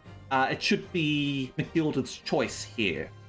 I'm going to pick leave well alone under the assumption that McGilded is going to volunteer testify, or else the game will just tell us, hey, you got to have him testify. Can't get the words out. Okay, yep, it's gonna do this. I understand, Mr. Naruhodo. The idea that Mr. McGilded may be hiding something must be playing on your mind. No, I just respect my client.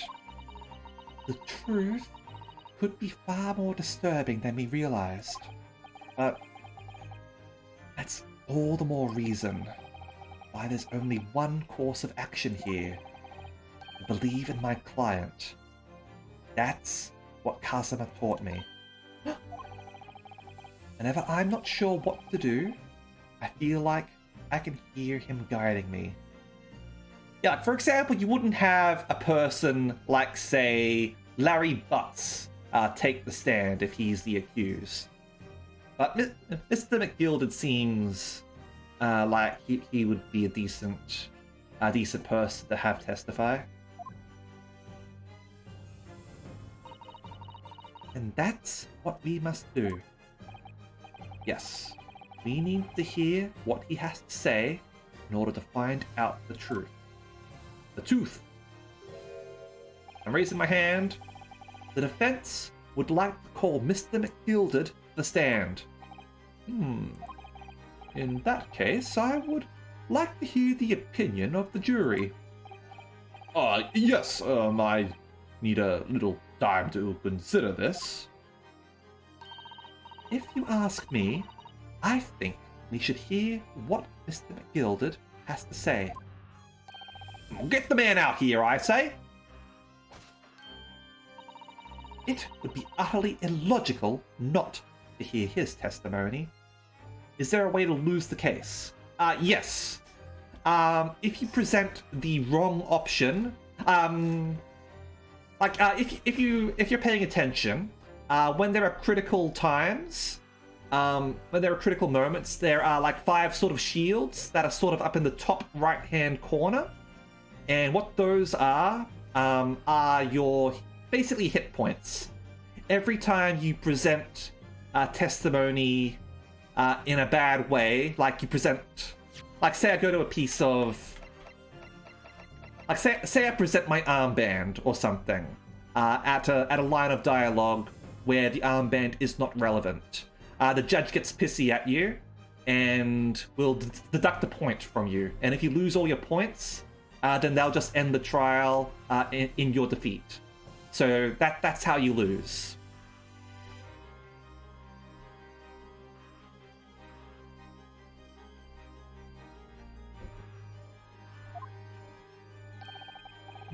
If something needs doing, get it done. That's how I run things at the guild. Hearing what the patron of my favorite little park has to say? Oh yes, that would be lovely. Yes, the jury says the man must be heard. Very well. The court will hear the defendant's testimony. Bailiff, show the defendant to the stand at once.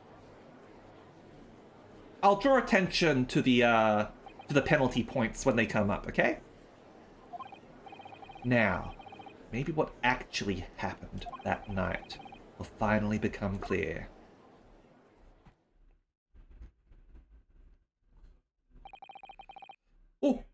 Oh. Let proceedings be resumed. Okay, you saw them. Mr. McGilded, have you been listening to the discourse of the day? Oh, to be sure I have, my lord. There are now 2 matters on which the court desires to hear from you. The first is whether or not there was a third party with you in the omnibus cabin as proposed by the defense.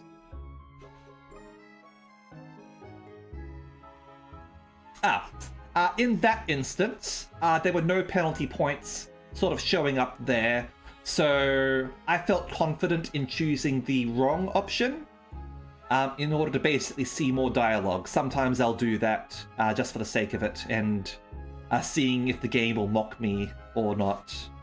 I like messing around with the game. Because I basically see these games as being like adventure games, and I try to sort of in adventure games, I try to click on absolutely everything there is. So in these instances, I try to do that too. At least where the game won't punish me for doing so. That's why, for example, in the jury section, I was pressing the jury the entire time, even though we already knew that there was like a discrepancy with the money. The second is that if such a person was indeed present, why did you conceal that fact from the police? Oh my God, no. Oh, 'tis not in my nature to hide anything at all. Just answer the questions, please. Oh, the truth of the matter is, I've been desperate about this all along. Do I tell yous all, or keep your mouth shut? Tell us what, Mr. McGilded. Oh, the fine fella representing me is absolutely right. Oh, in the carriage on the night with myself and the other man, there was another passenger. It's true? Aye, and 'twas me who helped the little urchin get away after it all happened. You... What? Aha! A child. And a child could possibly fit in the thing. No. Magnus McGilded.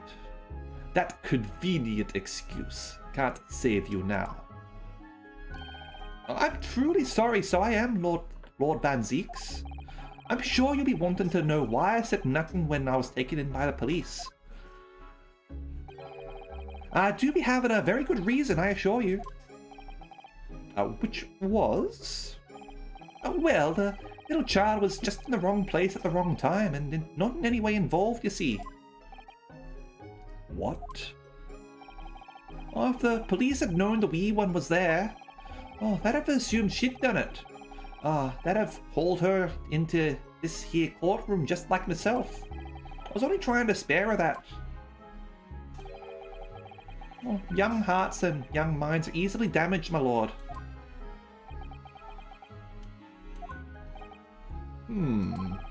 And who was this young child of whom you speak? Have I perhaps given this child presents recently?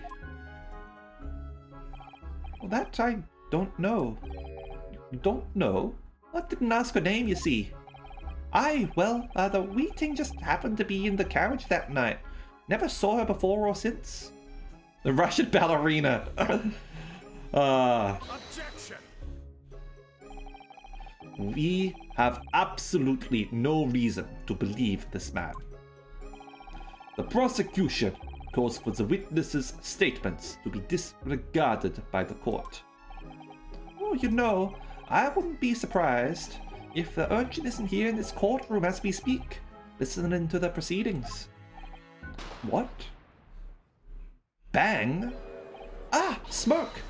Fire! There's a fire! Someone's trying to get away! After them! It's no use! Can't see anything through this smoke. Oh, what is going on? Oh, be careful, Mr. Naruhodo! Cover your face! Bailiff! Don't let the accused escape. Secure the omnibus. I hereby call an emergency recess. Oh, bailiff, ensure the defendant is in custody and clear the courtroom.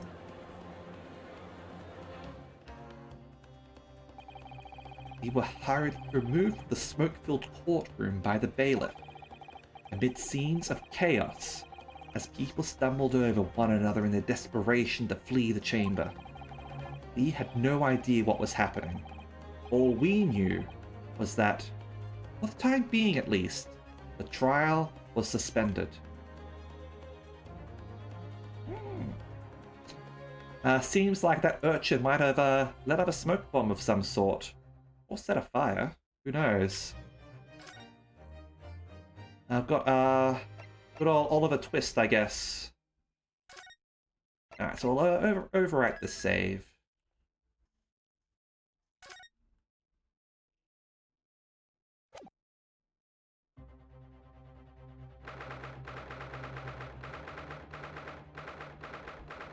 Alright, 18th February, 12:52 PM. Old Bailey, Defendant's Antechamber. What on earth just happened in there? Mr. Naruhodo, I've managed to find out what happened. Oh, Miss Susato. I was told it was an advanced form of smoke grenade, a type of exploding device that releases smoke. Smoke grenade? It sounds like the sort of thing that ninjas use. Oh, they're just making sure everything is safe now. I think the trial will start again before long. But who would have done something like that? The police managed to catch someone who was trying to flee the courtroom, apparently. Flee the courtroom? Why? Well, it's a young girl of around 15, I hear. A young girl. Then could it be the other passenger that Mr. McGild was just talking about? My thoughts exactly. So he wasn't lying. Oh, what's become of Mr. McGilded, actually? There are so many things I need to ask him about, but he's not here. I think he was summoned to the prosecutor's antechamber to answer questions. 15-year-old murderers. I mean, that ballerina was a teenager as well. Along with the young girl. Who is she, I wonder? And what was she even doing here at the trial? Yep.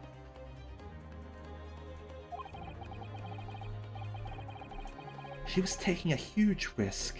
And for what possible benefit to herself?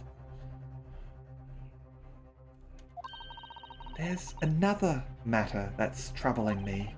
Oh, what's that? The 20 pence. Oh, according to the coachman, Mr. Beppo, he took 4 passengers that night at a fare of 5 pence each. That comes to a total of 20 pence exactly. But now it seems that there were in fact 5 passengers. Which means the figures don't seem to add up again. She's right, that is strange. Unless she was able to sneak on. Counsel for the defense, kindly proceed to the courtroom. The trial will recommence in 5 minutes. Alright, thank you, officer. We'll go in straight away. Well, whoever she is, I imagine this young girl will be asked to take the stand and testify now. Have a picture of her in here at all yet? No. Really can't imagine what she's going to say. It could alter the whole direction of the trial. Well, no soon enough, Miss Susato. Yes.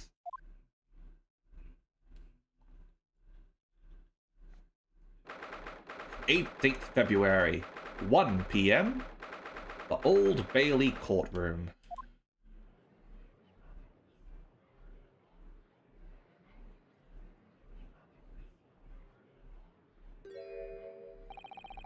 There's the young girl next to Mr. McGilded. Look. She must have been the one who caused the disturbance before. Oliver?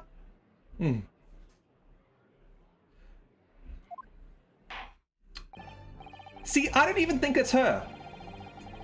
I don't even necessarily think that it's the girl. I think it could be something else.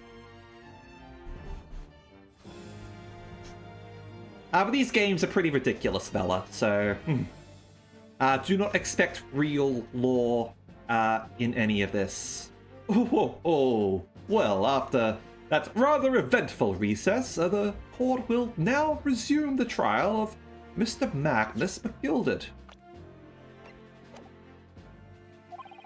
Now then, Lord Van Zeeks, my lord, I believe you have established the cause of the smoke which veiled proceedings earlier.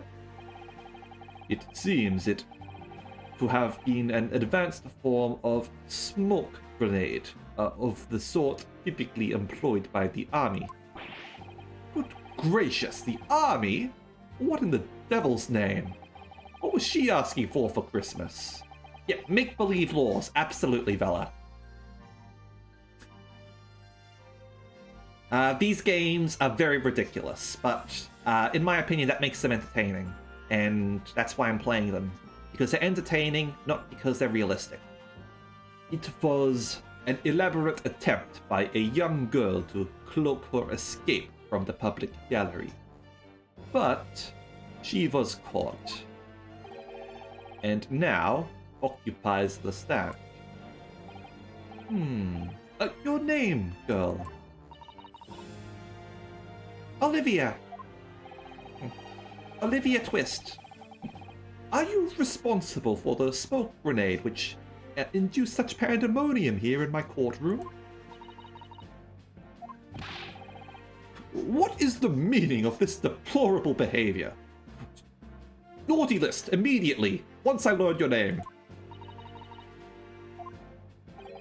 If I may, my lord. Yes, Mr. McGilded. I think perhaps I ought to explain here. Why it is this wee lass was here in the first place, and why she tried to bolt like that. It's all tied up with the events of that night, so it is. Very well, Mr. McGilded. Give your testimony. You will explain to the court exactly how this young woman is involved in the case. Just what did happen that night? Not like a defense lawyer needs that information or anything.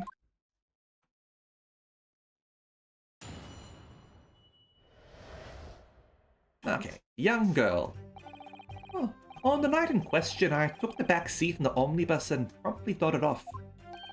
Oh, then, begorra, a loud thud and a wee scream woke me up with a fair start.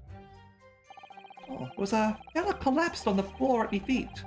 I sat him up on the seat across from me, and I turned to find out where that scream had come from, and bless my soul, what did I find?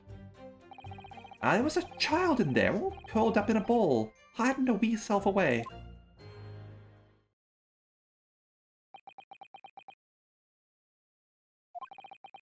I remained somewhat baffled, I confess, but from what I gather on the night in question, this young girl was indeed riding in the omnibus. Is that correct? 'Tis exactly as the defense counsel said. This lass was the 5th passenger, my lord.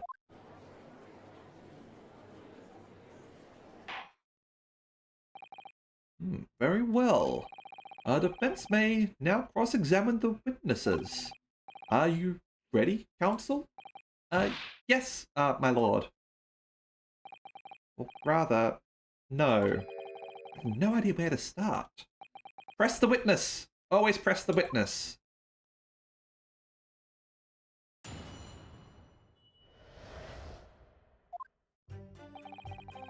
Okay. So, promptly nodded off. So she wasn't there from the start. She came in while he was asleep. Even the vampire's confused. And when you first got onto the omnibus, were there any other passengers already on board? And give that one boot to the head. Exactly. We'll find out. We'll find out what's going on, Bella. Oh, there were not. Our cabin was empty and there was no one on the roof deck either. You were the first passenger, as it were. I see. Aye, and that's why I took the backside as I did. It's the most comfortable, so it is. Could you explain exactly what you mean by the back seat? Oh, by all means. It's how you already described it earlier. I'm talking about the seat opposite the one which the poor gentleman was stabbed was sitting. Yeah, no problem, Bella. Thanks for sticking around as long as you have. If you do pass out, I hope you have a good rest. Like I said, this is the most comfortable and where I felt most at ease. And of course, I enjoy gazing through the skylight from the time to time as well.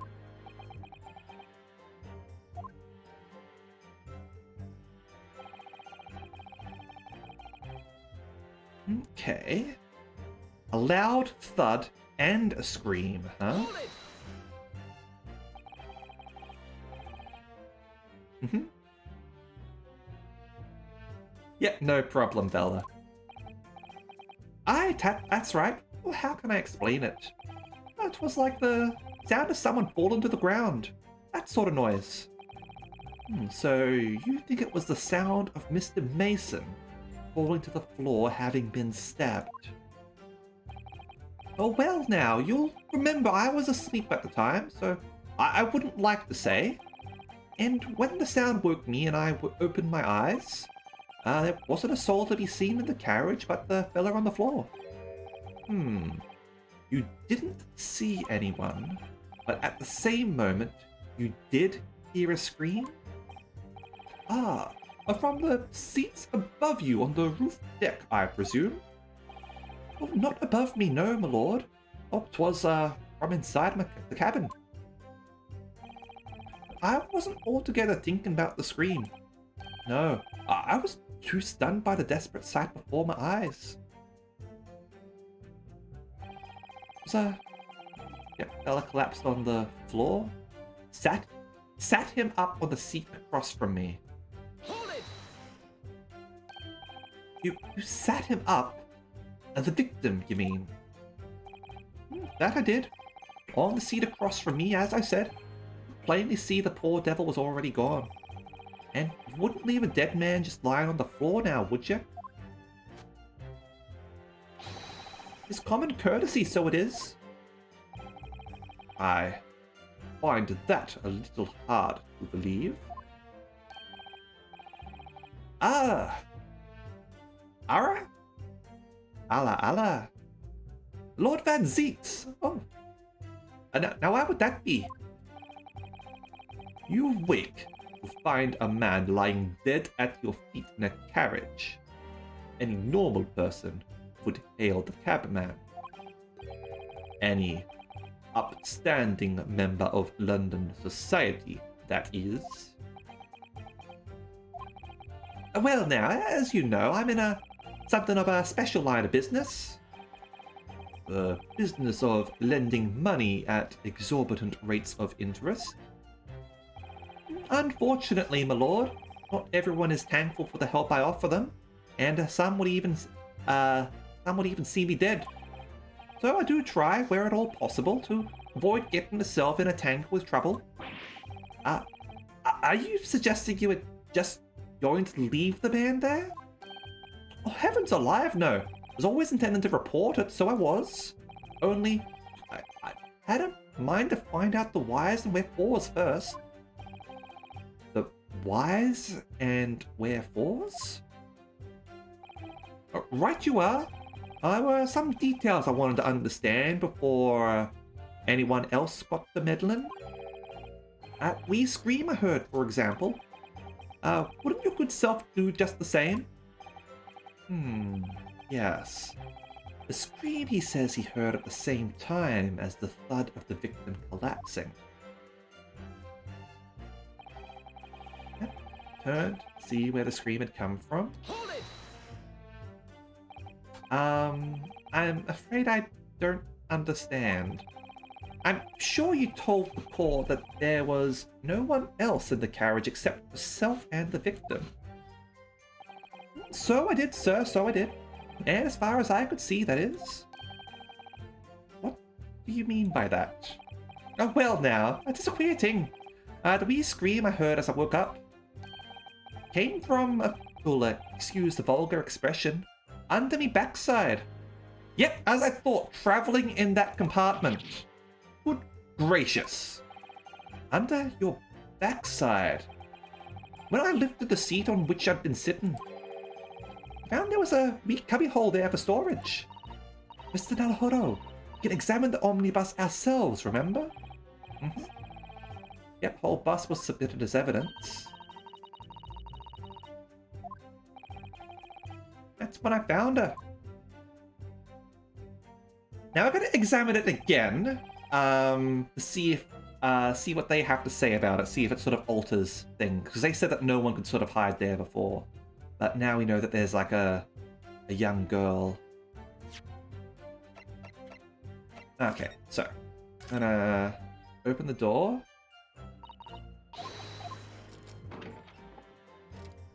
And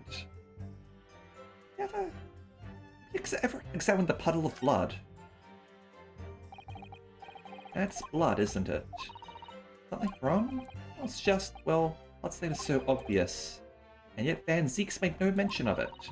Well, that does seem a little strange. I don't have such a bad feeling about this. I suppose if he fell to the floor and then was sort of put back up, then it would make sense for there to be blood there.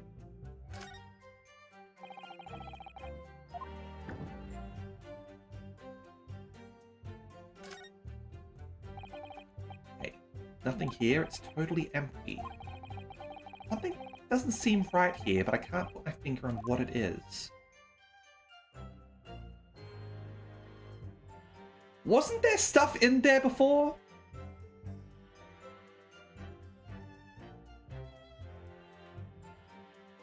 There was stuff in here before, wasn't there?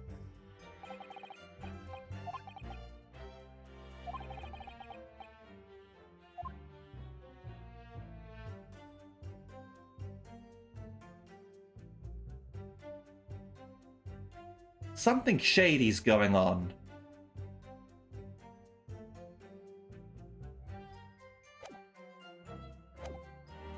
Okay. I'm glad I looked at the start, but was there even blood on the floor before? There might not have been. I was fairly thorough. Oh shit! They swapped the carriage out during that smoke. Holy shit. During that whole sort of smoke scene, they swapped out the carriage.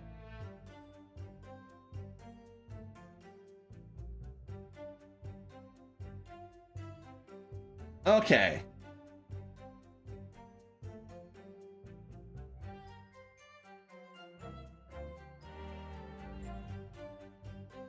No. It's a whole ass carriage. Well, whatever. They could have moved the stuff. They could have altered things. Either way. Whatever. They altered the carriage during the whole incident. Whatever. Something doesn't feel right, but I don't know what it is. I wonder how you must be feeling, Mr. Naruhodo. Being the defendant's lawyer and yet finding myself as stunned as everyone else at his testimony. Let's just say it's trying. Certainly had precious little time to talk to Mr. McGilded before the trial. Mustn't be dispirited. Let's just try to learn all the facts we can. When we arrived in London this morning, I didn't see my day panning out like this. Mr. Naruhodo, no grumbling, even in your head. How did you know?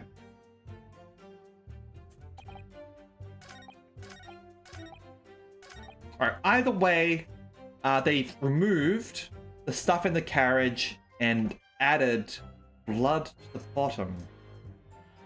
Alright. I can't find the milk and starts wondering who swapped the fridge out.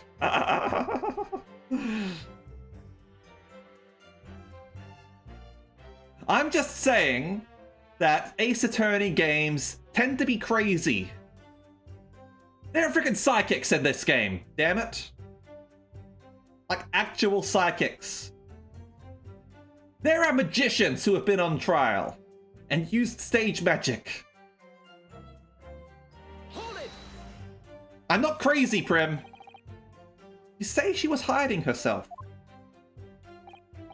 Aye, that's right. It was hard to see in the dim lamplight, but she was all curled up in a wee ball. When our eyes met, well, oh, my heart nearly stopped beating in my chest. Really overacting this. Still and all, I pulled her out from under there and sat her on the seat opposite so I could have a beach and wag with her. The seat opposite. That's right, just next to the dead gentleman there. You sat this young girl next to a corpse, sir. Well, as I'm sure I mentioned, a gentleman in my position can all too often find himself in mortal danger. So, I needed to find out just who this urchin was, you see. And while I was in the middle of talking with her, I heard another scream. A fella's voice this time. Presumably that scream was Mr. First, who was sitting on the roof deck seats. Right you are again, I would say, sir. Looking down at through the skylight, he must have seen this young girl and gentleman with the knife in his belly. In other words, the previous witness did not, in fact, see you at all, Mr. McGilded. What they believed to be yourself and the victim was, in fact, this girl and the late Mr. Mason. Aye, my lord.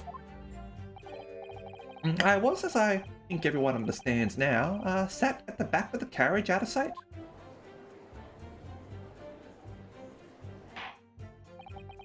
It is certainly plausible. The defendant is somewhat diminutive in stature, and readily confused, perhaps, with this young girl.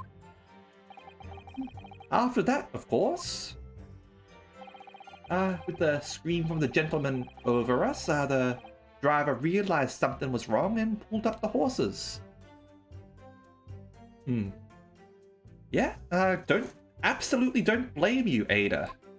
I'm half of a mind to look back over it myself. Thank you, I've heard enough. The events, as explained, are clear in my mind. However, at least one conundrum remains. Who is the girl? Her name is Agina Lestrade, my lord. Gee, Lestrade is always a suspicious name. She's a chancer. Earns her crust among large crowds, relieving people of their purses. That's commonly called a pickpocket. What? This girl here? A petty thief?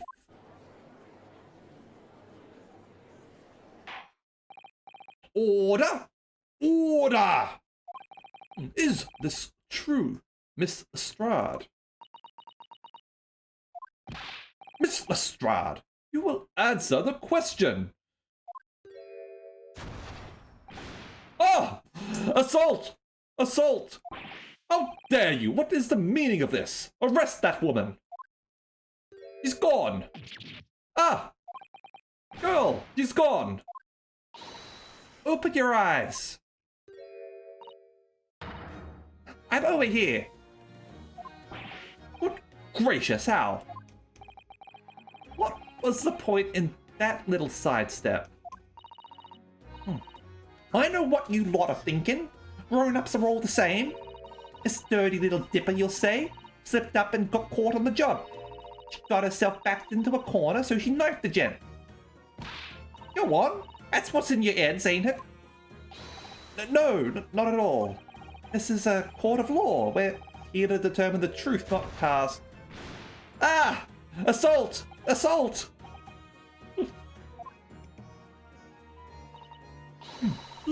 Knives are for cowards. Only thugs use weapons like that. All I need is what I do with these fingers.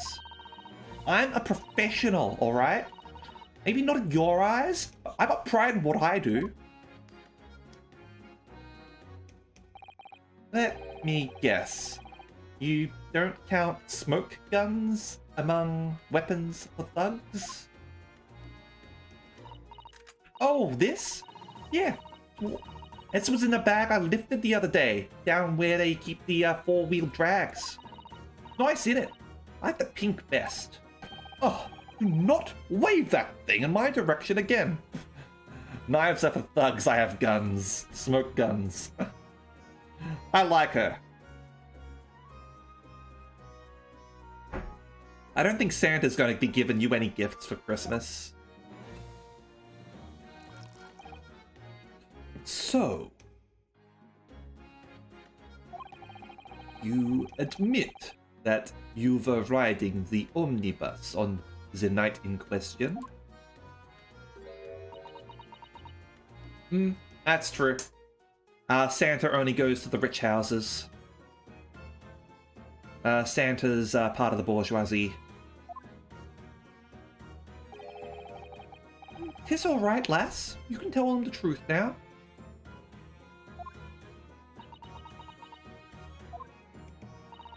All right, yeah.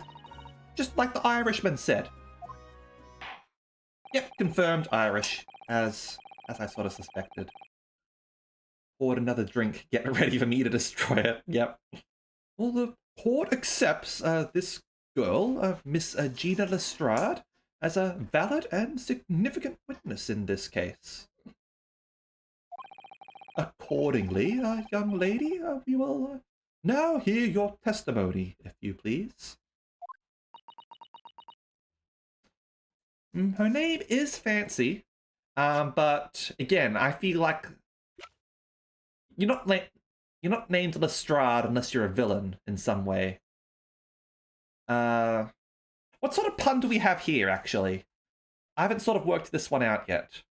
Gina Lestrade. As in like a stray person, possibly? Because she's an orphan? Young woman who witnessed the incident from her hiding place aboard the omnibus on the night of the murder. She was discovered by the defendant.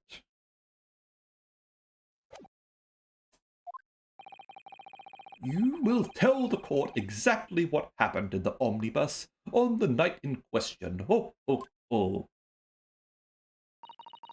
All right, if I have to. Just gonna go let the cat in. Give me a second.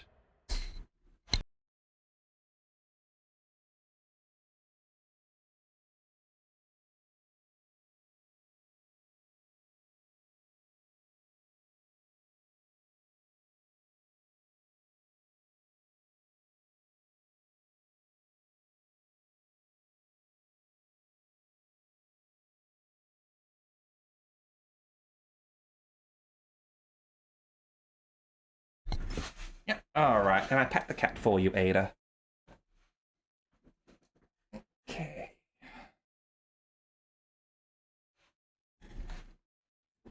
Give me a bit. All right.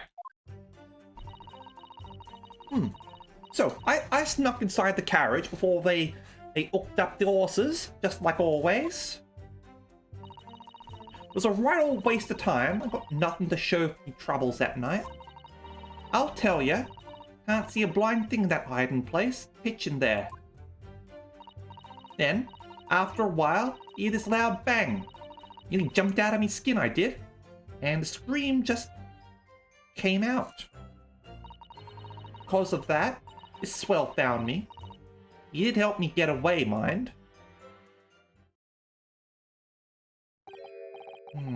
Yes. He let you go.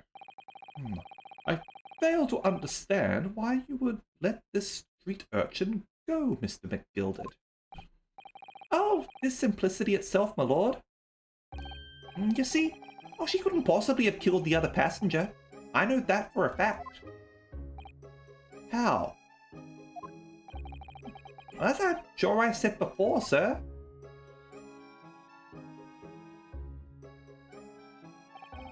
I was right on top of the place where she was hiding herself. I think a demonstration is called for. This is where I was sat that night, and the cubbyhole of which you have spoken is underneath this seat, I presume?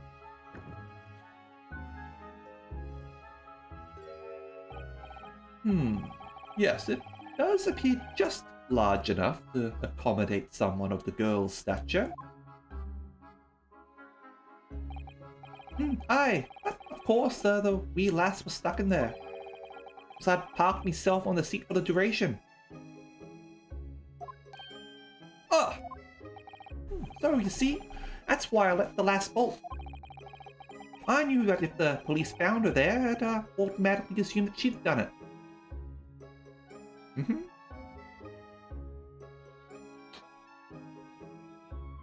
Okay, you think you understand McGilded's motive. Well, assuming, I'm guessing that you're just sort of guessing, because, you're not familiar with the game or anything like that. So I'm happy if you want, you can share your theories.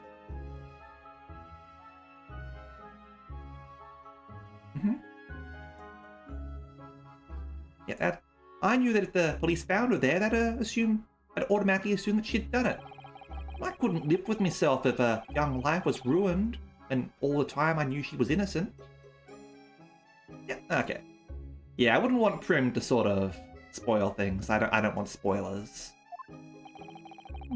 Even though you must have realized your action would result in your own innocence being called into question? Not at all, my lord, not at all. I knew in my own heart that I was innocent. So, I thought, worth taking the punt on my own good name for the sake of this less fortunate lass. My goodness. Oh, what a perfect gentleman. My lord! This fine example of a man cannot possibly be guilty of a heinous crime like this. I'm ashamed of myself for ever doubting you, sir.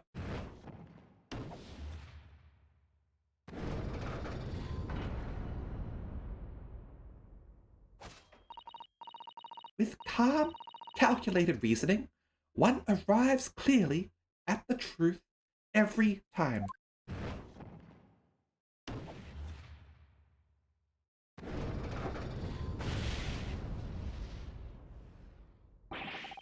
Saints alive! All 6 members of the jury consensual in their leaning to a verdict of not guilty. Oh! Splendid! Mr. Naruhodo, this... Well, it must mean... Must mean what? That we're victorious. I mean... Couldn't Vampire McVampire also challenge a jury like we did? We've won? Are you sure? Objection.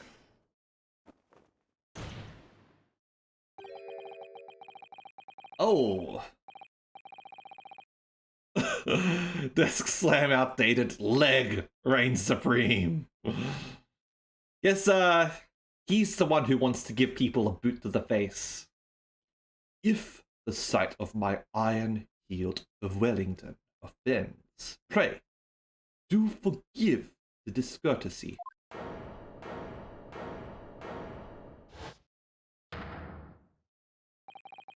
This really is a consummate example. I'm sure, Prim, of the one monumental flaw in British judicial practices, where evidence and reasoning should be paramount. Emotion rules the day. Emotion. The witness's last statement gives us clear insight into his true nature. Oh, what do you mean, his true nature? Do you really think Scotland Yard would have made such a glaring omission? After the incident, the omnibus was comprehensively searched by officers of the police. Obviously, the interior of this cubbyhole, as the witness put it, was included in their investigation. So he's going to reveal that it was actually loaded down with luggage. The compartment under the posterior seat was full of the coachman's belongings. It's noted in black and white here in the police report. Good Lord. The evidence has been tampered with.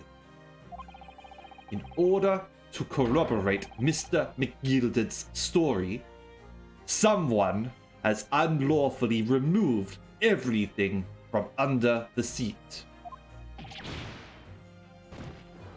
Hey, it turns out that the defense is tampering with evidence this time, instead of the prosecution. Order! Order! How could such a devious contrivance possibly have been effected, counsel? Naturally, we must acknowledge the deficiencies of the constabulary in allowing this to have happened. However, I assure you, when the omnibus was wheeled into the courtroom this morning, the compartment under the seat was not empty. Well, my Nipponese friend? Me? When the carriage was submitted as evidence, doubtless you examined it in fine detail, as would any self-respecting practitioner of the law. Pray, what did you find the condition of the under-seat compartment to be? Oh, to be sure. The young gentleman would be able to clear this up in a jiffy. Sorry? Go ahead. You tell the court now, fella. How this was all an elaborate excuse by the desperate Lord Van Zeeks. No. I'm not fucking lying. Well, counsel, do you have something to say on this matter? I know what I saw. There was fucking luggage there. How am I supposed to answer? What can I say about the state of that little compartment under the seat? It wasn't empty. Even if we sort of go along with it, I'm sure that he's got some proof otherwise. But it totally wasn't empty. I don't care. As a lawyer, like, I am bound to tell the truth. And I have to be honest. Like, I can be a zealous defendant. I have to believe in my client. But I can't lie. It wasn't empty. I really don't know if giving this answer is helping my cause as counsel for the defense, but as far as I remember, at least, when I first examined the compartment, I'm fairly certain there were a number of articles inside it. Yes. Are you sure, counsel? Be whist. What are you saying now, you daft dog? I thought you were on my side here. I've surprised him.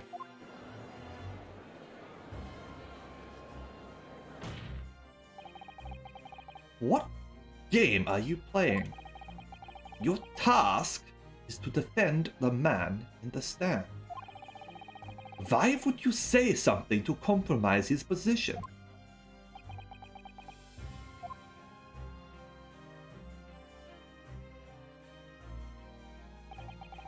As the advocate for the defense in this trial, I confess I'm still not entirely sure where I stand.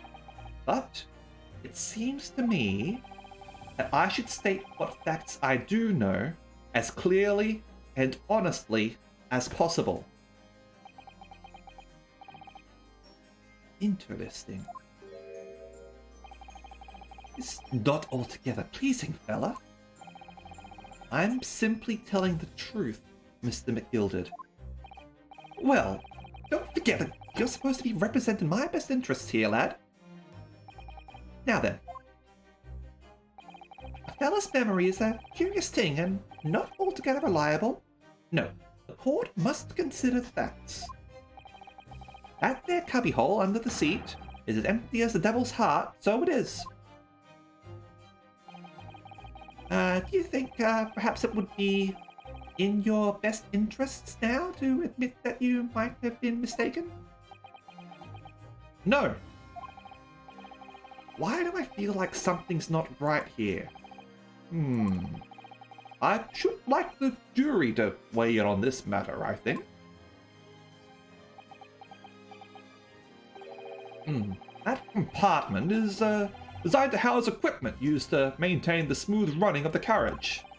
The Guild's rules state that omnibuses should be properly and fully equipped at all times. Though it certainly wouldn't have been empty on the night in question. Beppo isn't that irresponsible. A money-lending fleecer and the pick purse are lying.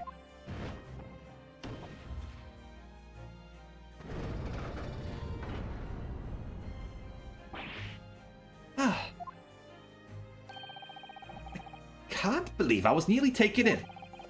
Stinking rich are always stinkers. Nothing but cowards, the lot of them. What? Oh no. It's a trick. Of course it's a trick.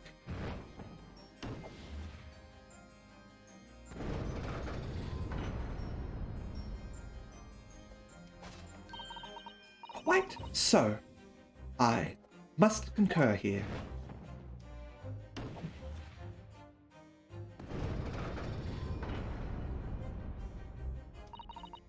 With calm, calculated reasoning, one arrives clearly at the truth every time. Yes, but every time a different truth, it seems.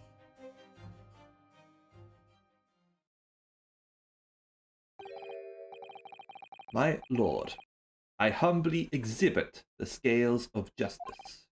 Clearly, a verdict of not guilty at this time would be wholly inappropriate. Has there ever been a guilty victory? Yes, there has, and that's spoilers. I'll leave it at that, okay? There is one game where guilty is the verdict. A single case. It's a pretty awesome case, actually. But yeah. Thank you, Counsel. But before we proceed any further, there is the matter of the outstanding cross-examination. Oh.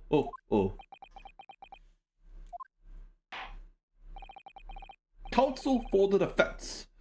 Begin your questioning of the witness, please. Yes, my lord. What just happened? The whole balance of the trial just shifted almost beyond recognition.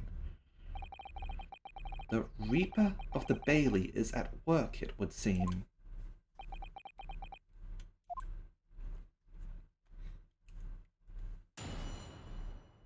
So he expected me to deny everything. Yeah. Ace Attorney Trilogy and Great Ace Attorney Chronicles are on Steam, and I highly recommend both of them. You are missing out on Apollo Justice, and Professor Layton versus Phoenix Wright, and was it Dual Destinies? And Also the one where they go. Also the one where they go to that other country as well.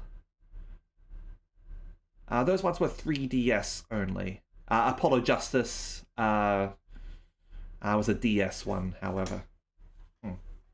And yeah, Edgeworth Investigations. I haven't played Edgeworth Investigations. That's the only one that I haven't played. The second Edgeworth Investigations hasn't been translated, unfortunately. I'm hoping that if this does well, maybe they'll reconsider it.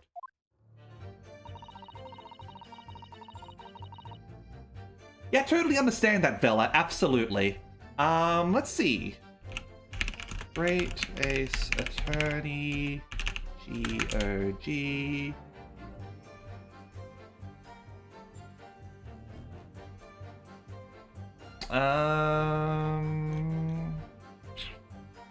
I'm not seeing it on GOG, unfortunately. That's unfortunate.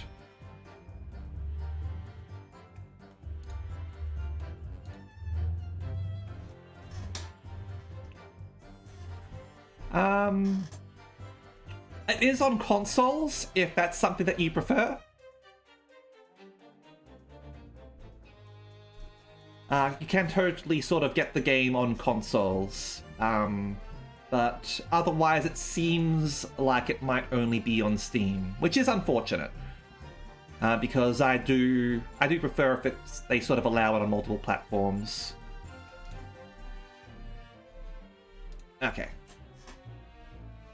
Okay, so I stuck into the carriage before they hooked up the horses, just like always. Nerve damage. Fair enough. Hold it! Okay. Yeah, in that case, Steam might be your best option, unfortunately. So, you were already in the omnibus before it even set off on its run.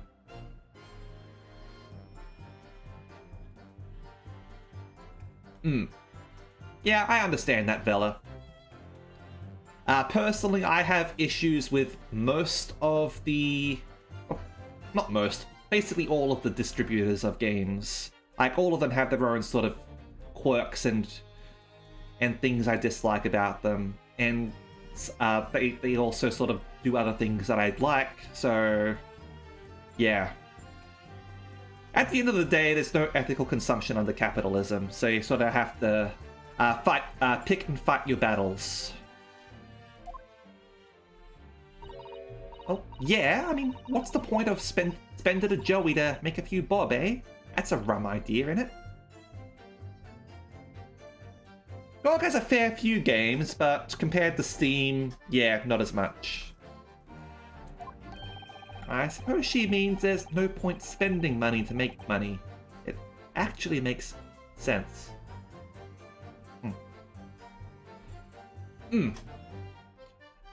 Where I'm from, I've got more leeway in terms of asking for a refund. Usually I don't. Usually I've got no reason to do so. Yeah. Customer sort of protection laws are stronger where I am, and Valve has to obey them. They got fined a few million for not honoring refunds, I believe. Honestly, they should get fined more.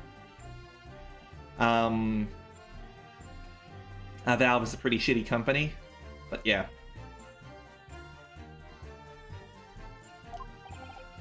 Counsel, may I remind you that this girl is a petty thief? Kindly refrain from entertaining her tenants. Oh, well, that does clear up the little mystery of the fares and all. 4 paying passengers at 5 pence apiece, making the 20 to which the cabman testified. And 1 little scapegrace riding for free.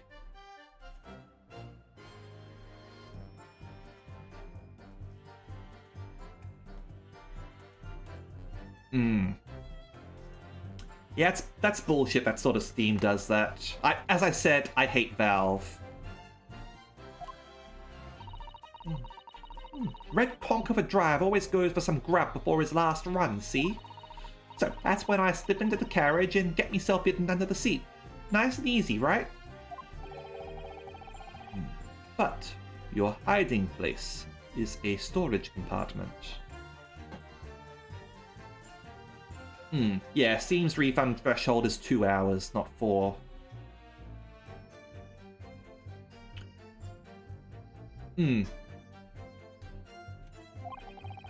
Full of equipment for the coach, no?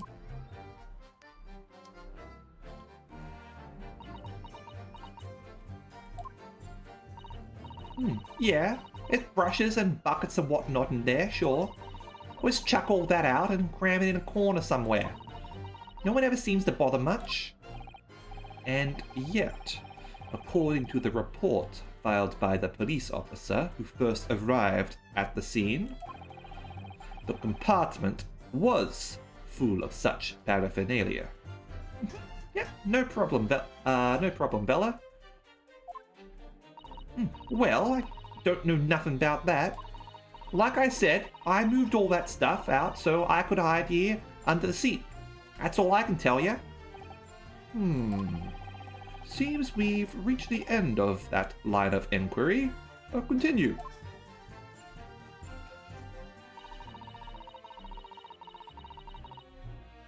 Hold it! A waste of time. Why is that? Well, most nights I'm on me own in the God Permit, at least some of the time. I beg your pardon? Did you say God Permit? Oh, yeah. Well, that's what my kind call it. You'd say the omnibus, I suppose. Point is, any normal run, the carriage ain't got no one in it for a while. And that's when you came out of your hiding place, and that's when you come out of your hiding place and get away? That's it. Only that night, this cove was sat on me seat from the start. He didn't budge the whole way, did he? Not 1 inch. Was totally stuck. Do you mean to tell us that you were present in the carriage for the duration? You were under the seat the entire time while events unfolded in the enclosed cabin?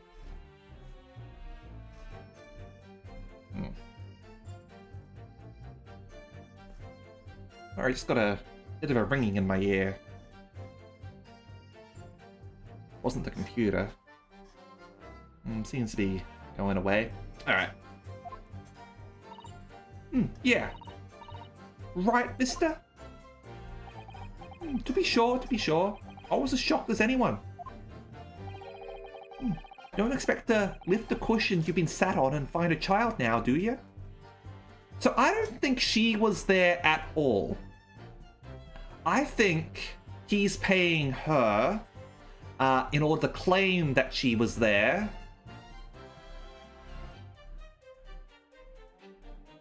And sort of like make himself look innocent. Like, I still think there was another person there, but she wasn't there at all. She's just some scamp that he's paying off on the street.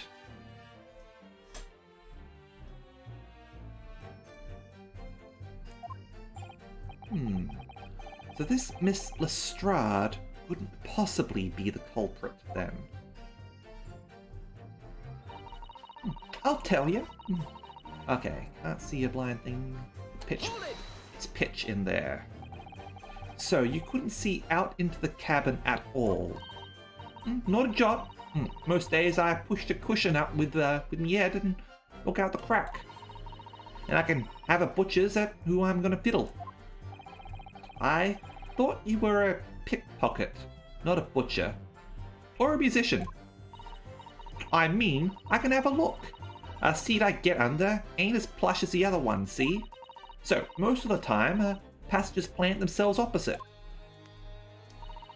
But for some reason that night, this here Irishman spent the whole journey right over me head. See, he said that he sits there because that seat's the more comfortable one. But she's saying that it's not. And for that reason, you weren't able to push the cushion up to peek out. I see. Truth is, ain't too happy in small dark places. Feels too much like being thrown in the clink.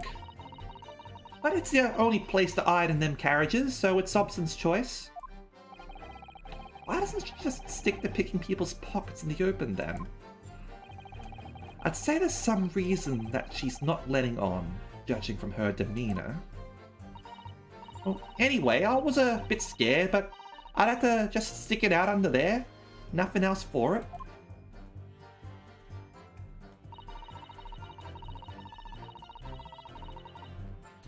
Okay. When you say a loud bang, do you mean the noise of someone falling on the floor? Would have been, I suppose. I don't remember so well. Point is, it made me jump. And you let out the scream involuntarily? That's right. Then I felt the cushion over me get lighter all of a sudden. Presumably when the defendant got up in order to help the victim, yes? Or not. It could equally have been the moment the accused stood in order to stab his victim, could it not? Well, girl, did you see what happened at that crucial moment? Yeah, I saw it.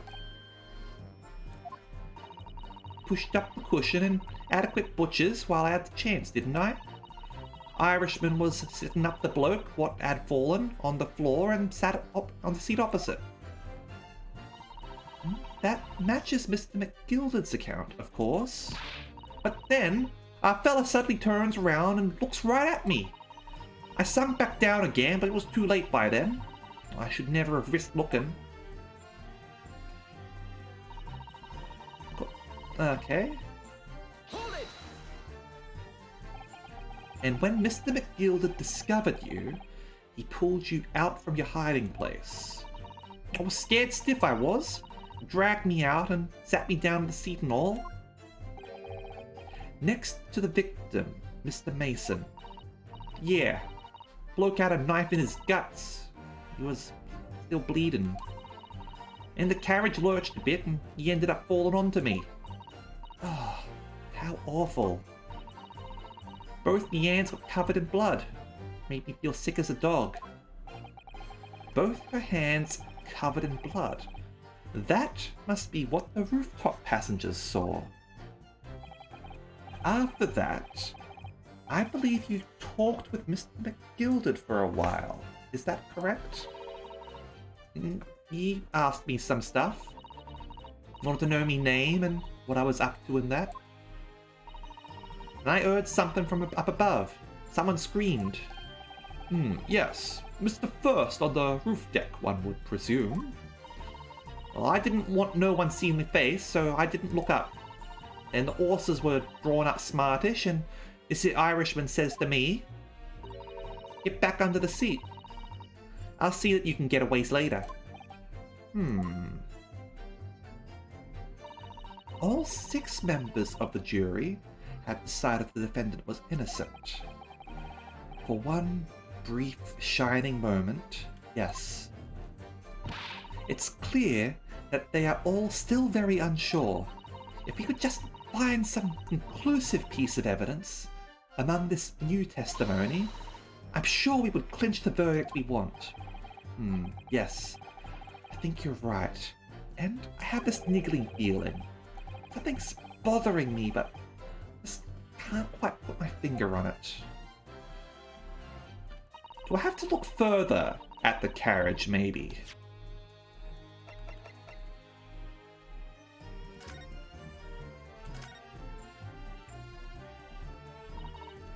Well, yep. Scene of a murder. It's horrible.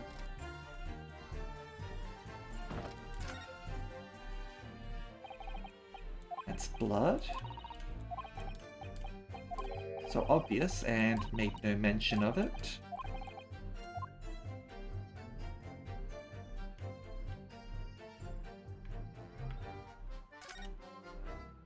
Let's look at this blood again. Victims, clearly visible from the deck.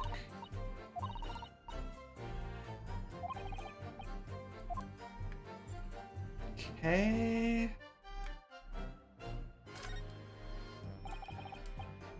The seat looks reasonably soft, but it's actually rather hard when you sit on it. Only just wide enough for two gentlemen. Okay. Let's look in here again.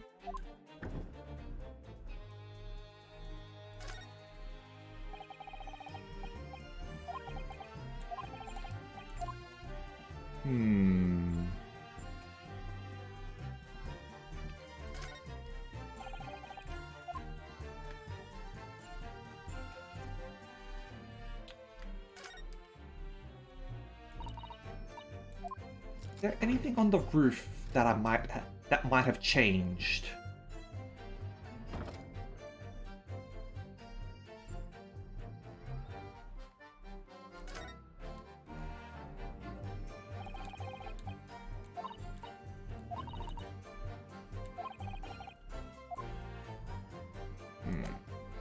Okay. Snuck in. Right waste of time, nothing to show for your troubles. Can't see a blind thing in the hiding place, because obviously it's closed. Screen just came out. He did help me get away.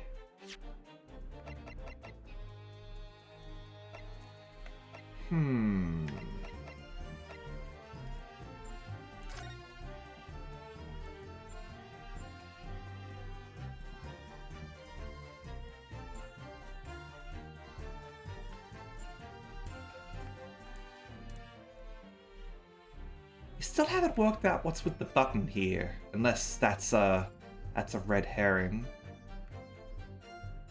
Okay.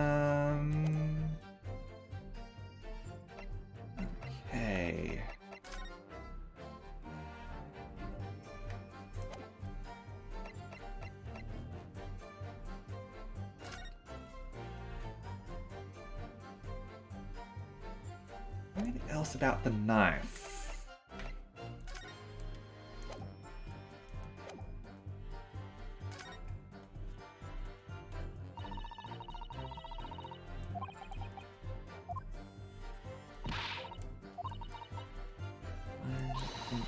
Conclusive piece of evidence among the new testimony. Something's bothering me.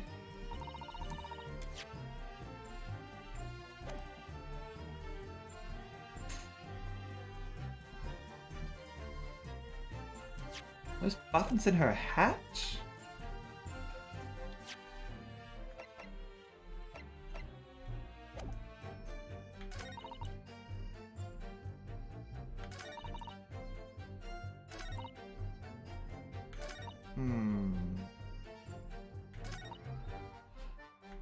Yeah, she's got that coin that she's sort of doing, but she might have already had that.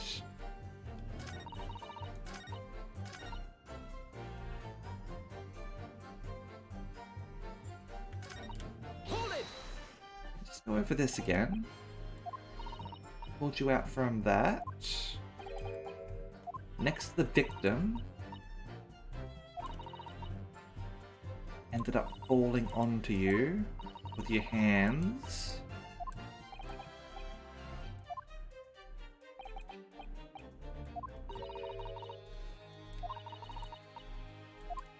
Yeah, okay. Someone screamed. Yeah, that sort of all checks out. Get back under the seat. I'll see that you can get away later.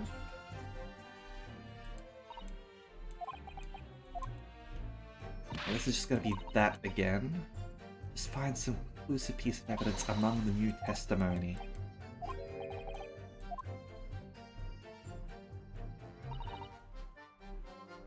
Hold it! Okay. Yeah, she's got that coin, but I feel like that's just a thing that she does. I think she's already got that. Again, I feel like it's the comfy seat.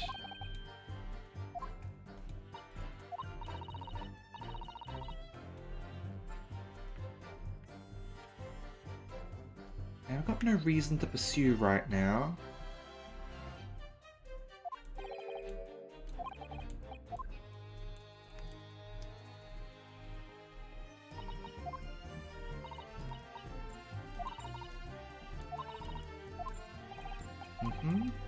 Okay.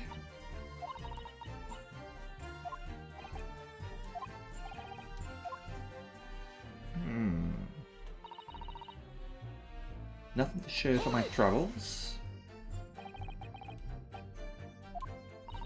Waste of time. Yep. On your own there. God permit, that's the omnibus.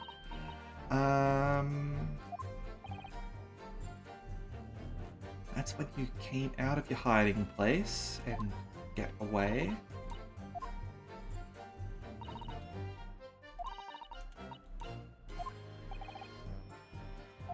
Present in the carriage.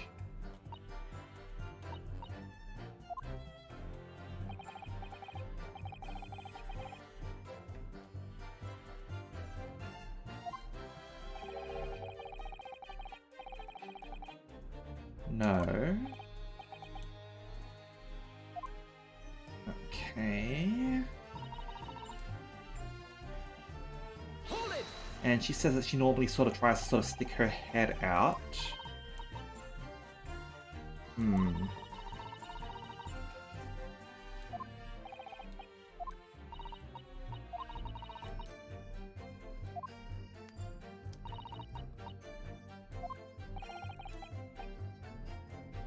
Able to push.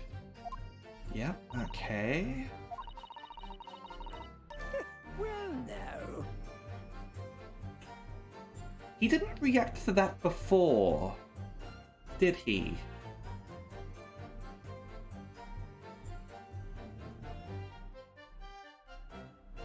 Excuse me. Is something wrong, Mr. McGilded? Oh, I do apologize. Was there something the matter, Counsel? I'm just wondering if Miss Lestrade's last comment made something occur to you, perhaps? You seem to be thinking something to yourself. Oh, no. 'Twas nothing important. I was, feeling bad for the poor lass is all. I remember feeling desperate myself as a young lad, shut up in the dark. 'Twas terrifying, so it was. I see. Yes, I'm sure we can all sympathize. I'm still scared of the dark now. I don't know about yourself, but I find that the darkness seems to make everything you hear seem that much louder as well.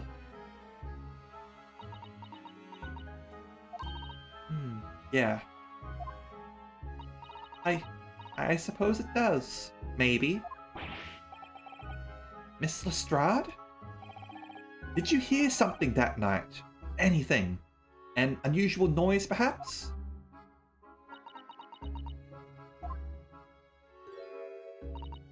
Nah, not really. All I could hear was the Irishman snoring. Jabez, there's no need to tell the whole world about me foibles, you little scamp. What a pity. If only Miss Lestrade had heard something, it might have given us a new vital clue. Yes. What should we make of that last statement of hers? Whenever this happens, always say that it's important. My lord, I believe the last statement just made by the witness is profoundly important. Profoundly important, but all she said was that she heard nothing. Yes, which is the profoundly important part. I'm almost sure of it.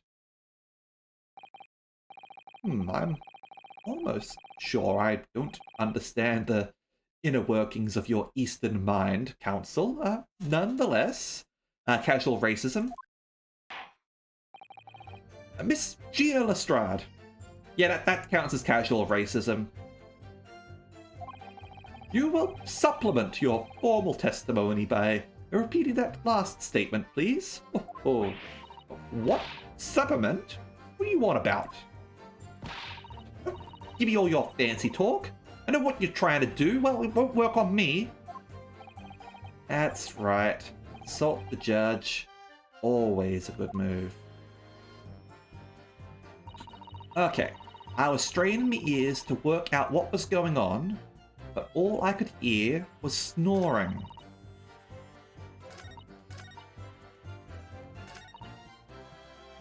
I mean, that basically confirms that he was asleep, right? Hold it! You were straining to hear what was happening the entire time, since the moment you hit yourself. Not exactly, no. Sorry? Well, there was no one in the cabin to start with.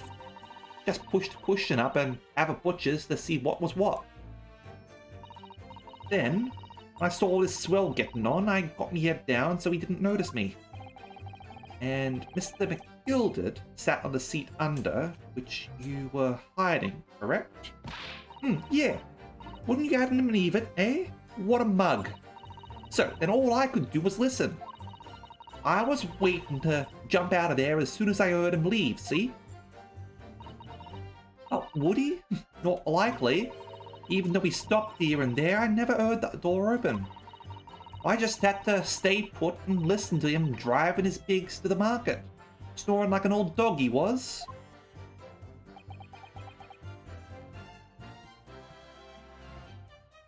So does that mean he got on together with the victim?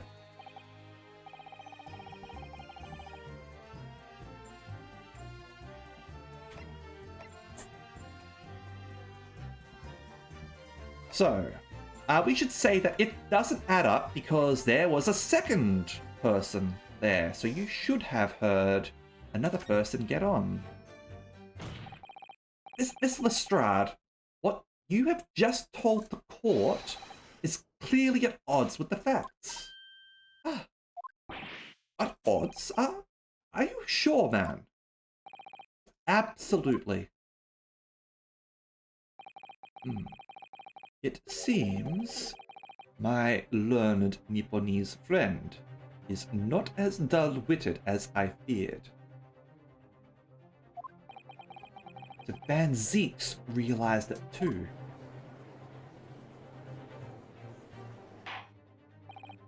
Counsel, I must insist that false your claim with evidence, or some complicit party's name at the very least.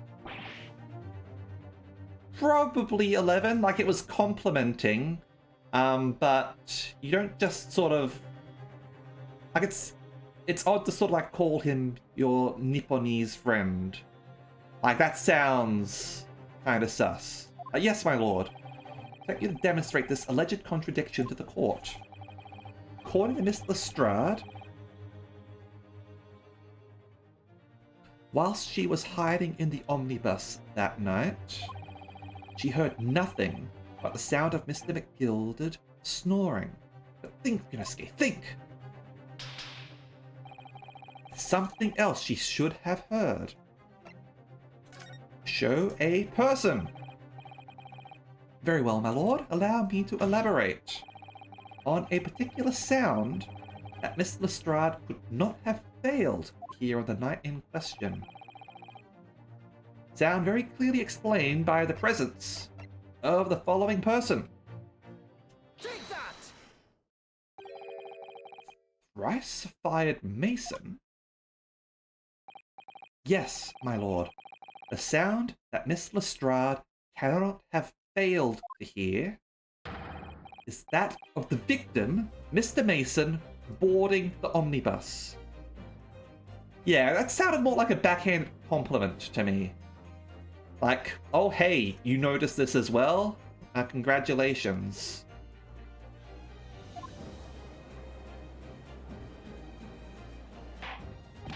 Order!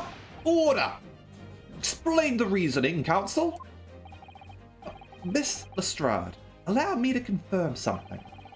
You claimed earlier that you were the first person on board the omnibus. Is that correct? Yeah, of course I was. Got on while the driver was in the pub, didn't I?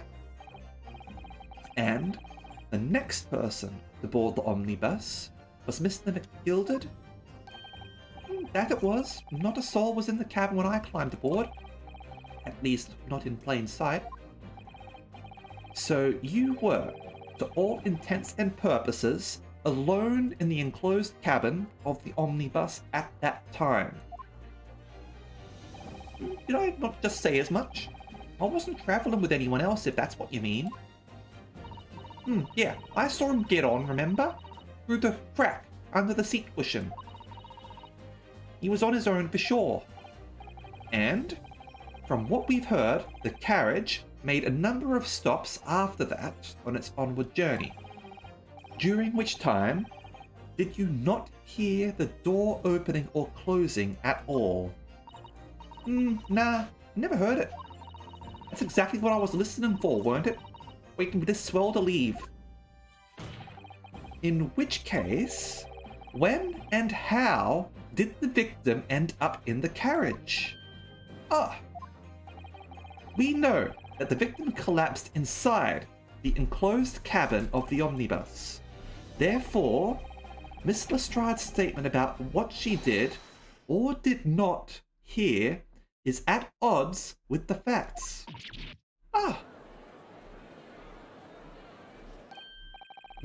Yes. This petty thief's statement was clearly flawed. Lord Van Zeeks. Yes, he knew. He knew all too well that there was an inconsistency of Miss Lestrade's statement. It would seem words of thanks are in order for my learned friend. What are you talking about? You have demonstrated matters impeccably. This witness and her colorful statements are entirely unreliable. Her words are convenient untruths, nothing more. Dead right. How could the victim have possibly not have boarded the omnibus? That makes no sense whatsoever. And this girl is a pickpocket. Let's not forget that.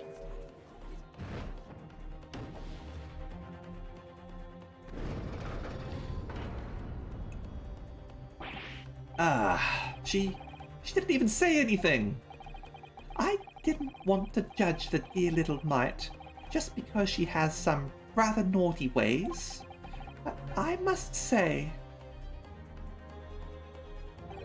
I can't abide liars. Neither can I. Mr. Foreman. I do not want to judge the girl just because she has some less than salubrious ways. But I must say... omnibus wasn't a word at the time?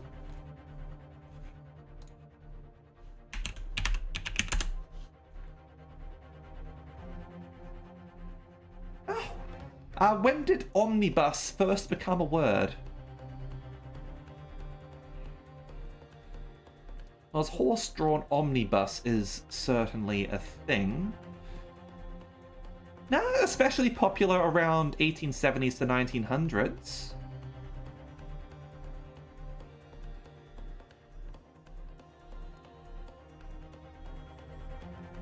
Oh. I see what you mean. Gotcha. I get it. Yeah, it has been said a lot. Semantic satiation. I must say, I cannot abide liars.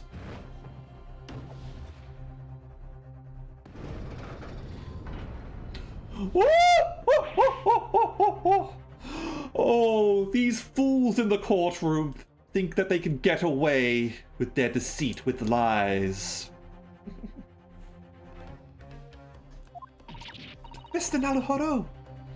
That's 5 jury members leaning towards guilty.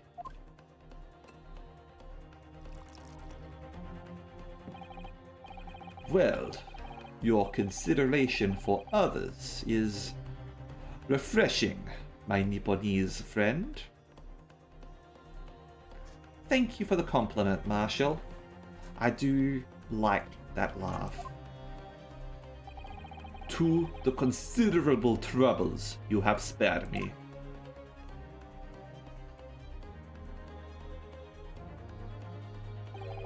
Yes, very refreshing. Ah. Yeah, what are you playing at? Have you forgotten who you're working for, you useless Eastern Amadan? This is carnage. It's perfect. Juror number 2 is the only one left. Mr. Naruhodo, the way this is going... I know. You can't find some new way to convince everyone of Mr. McGilded's innocence. Yep, casual racism. The judge will rule and will have lost. I very much wanted to believe the words of one of London's most respected gentlemen. But those of us in service know we must accept hard truths. Hold it!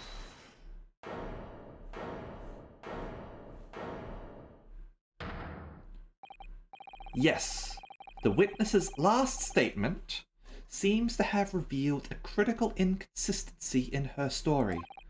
However,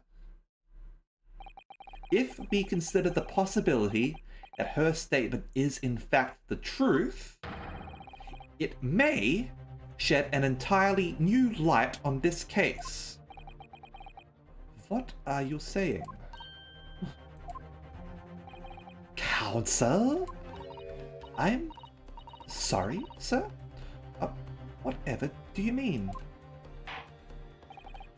Counsel, I will not tolerate you attempting to prorogue my adjudication. Explain yourself at once. When the accused boarded the omnibus on the night in question, the victim was nowhere to be seen. Subsequently, the carriage door was not heard opening a single time, as testified by the witness in the stand. And yet, the victim's body was found inside the carriage. If this petty thief's words are to be believed, how do you explain the victim's miraculous appearance inside the cabin of the omnibus?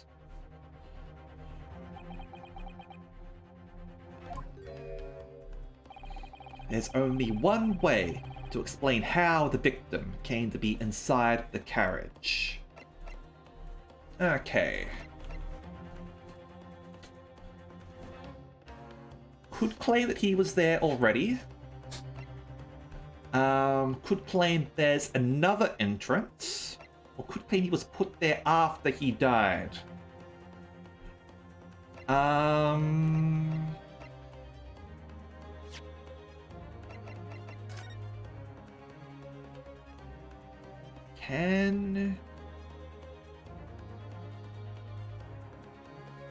Is there another entrance on this thing? There's a single door.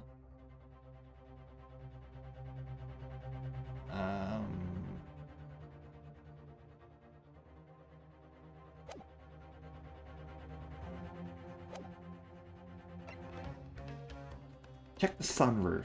And let's have a look at the sunroof. We've already looked here, but it does look like it might open.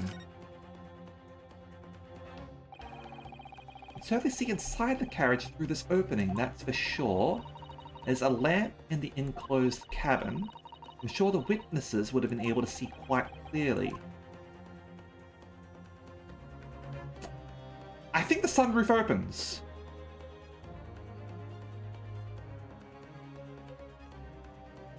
Let's go inside and have a look here. Yeah, it does seem like there's a handle on that sunroof. And also, from the inside, it's noted that people on the inside wouldn't be able to see up. Because of the lamp, and it's night, basically light blindness. Quite a large skylight, quite large enough to afford a good view into the cabin from the roof deck. Doesn't appear to be a handle or catch of any description. So I suppose it can't be opened from the inside of the cabin at least. Another entrance, sunroof. That's what we're going to go with.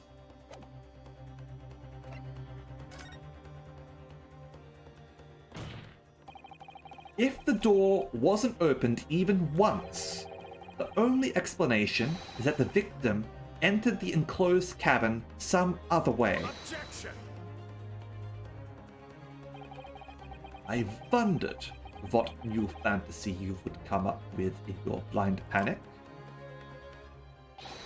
But behold, the omnibus is here for all to see. Only one side of the enclosed cabin is furnished with a door. The other has only windows. Fixed windows, which cannot possibly open. In short, there is no entrance to the cabin other than the door. But there could be. There's one possibility you haven't considered. Oh, really? Yes. One other way inside that isn't the door. Another opening, the use of which allowed the victim to appear inside the enclosed cabin. All right, Consul. The defense will identify the location of the court. Or the court. Ho, ho, ho. Here is the omnibus on which the incident occurred. Where on earth is this entrance by which you propose the victim entered the cabin? Over here. Take that! The answer is obvious. It can only have been the skylight. I say, the skylight? Objection! Your ludicrous proposal almost has me lost for words. However, the skylight may well be large enough for someone to pass through. Objection! So you claim. But do you have a shred of evidence to support your addle-brained theory? Both Mr. McGilded and Miss Lestrade said the same in their testimonies. They each claim to have heard a loud thud, such as the noise made by someone falling to the floor. Yes, which has already been explained, as the sound of the victim falling from his seat, having been assaulted with the dagger. Yes, it has, but would a man slipping from the seat onto the floor really have made such a loud sound as the witnesses described? A noise loud enough to cause Miss Lestrade to let out an involuntary cry, in fact? Good gracious! Perhaps, in fact, that was the moment that the victim made his entrance into the cabin. No, let me rephrase that. The victim didn't enter the cabin as such. He fell into it. Objection! You're now suggesting that the victim fell from the skylight into the cabin? That's simply impossible. How can you be so sure? Because if the victim had fallen inside through the skylight, as you say, the passengers on the roof deck would have seen it happen.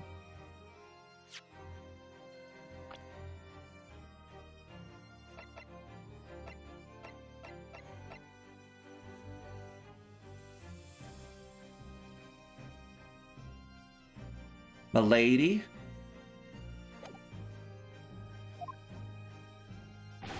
And yet, not one person made mention of such events in their testimony.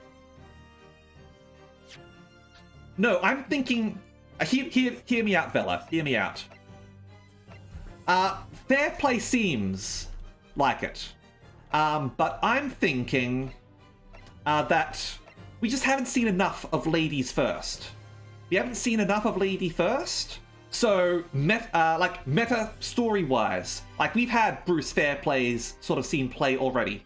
We haven't had anything about Lady First.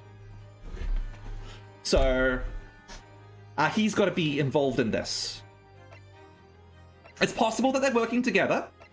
It's possible. It's possible that Bruce is just sort of going along with it because it benefits him. But I feel like Lady First is sus here. Both bloody hands. Well, Gina here is admitted to having the bloody hands, admittedly. Oh, thank you, Senpai. Amogus. Sus! Came in through the vent.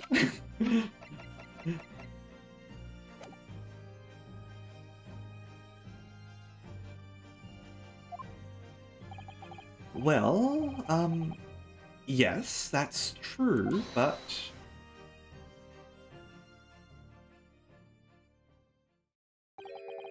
might a humble fella make a wee comment here? Yeah, Gina's basically saying that she's the one with the bloody hands. Mr. McGilded? To be sure now, the two fellas who were sat on the roof that testified afore said nothing of the victim fallen through the skylight. But seems to be, my lord, that it's not so much a case of them not saying, but... Aye. It's a case of them being unable to say. What? I think perhaps the two fellas do be having something of a compelling reason not to mention what happened. Would you not agree, fine ladies and gentlemen of the jury? Oh my, oh goodness, surely not. Those two chaps on the roof. I mean, the ones who stuck that knife in the man were... Ah!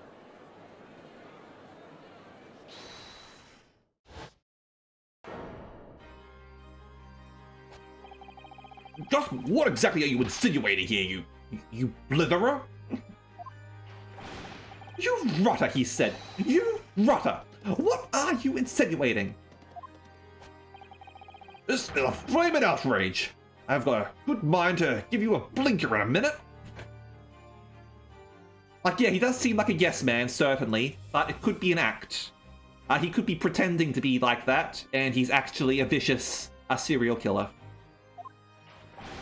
He'll give you a shiner in a minute, he said, and so will I. Mr. Fairplay.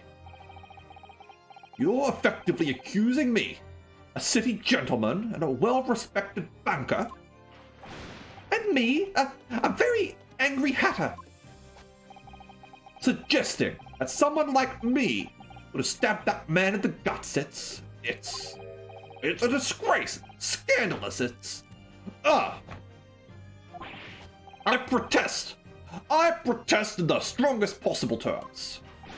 That's right, I protest too, about you rotten scoundrel.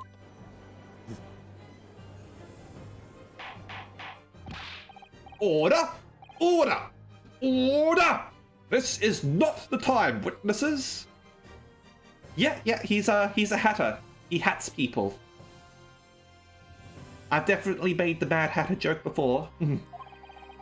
I will not permit this wanton invasion of the stand. Return to the anteroom at once. But This is beyond reason, my lord. It's outrageous. Someone who works with Mercury. There's a reason why hatters were considered mad. Also, hi, Rel, welcome. It's very hurtful, you know? My lord, if I may comment. Go ahead, Lord Van Zeeks. It was the defense that incited this outburst from the witnesses. My learned friend has seen fit to abandon all protocol and accuse the witnesses without proof. Accuse? I never intended to. It seems, young Nipponese, that your command of the English tongue is wanting. You proposed to this court that the victim fell through the skylight from the roof deck of the omnibus. That hypothesis cannot possibly stand without the rooftop passengers being aware of the events. You have branded these gentlemen liars. You have intimated their criminal guilt. In our British courts of law, that is of what is termed a baseless accusation. I know I was rash to put this idea forward without any actual evidence, but you can't just dismiss it without a second thought. What are we wasting time for? Get them to testify! I thought there was something fishy about that hat. The moment I laid eyes on the fellow. We have to see this matter through now, one way or another. If there's filth and rubbish in our midst, we must dispose of it at once.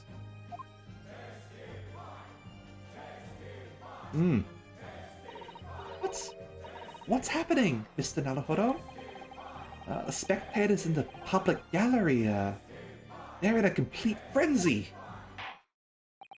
Mr. Fairplay and Mr. First. My lord, you will take the stand again and make another formal testimony in reference to the indictment brought by the defense. Yes, my lord. I didn't come here for this. There's no time to think this through. All I can do is keeping pushing forward. Keep pushing forward. I don't think it should be keeping.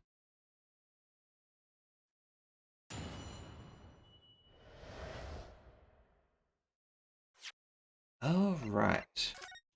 I think, however, we have come to the point where it's time to end the stream, in my opinion.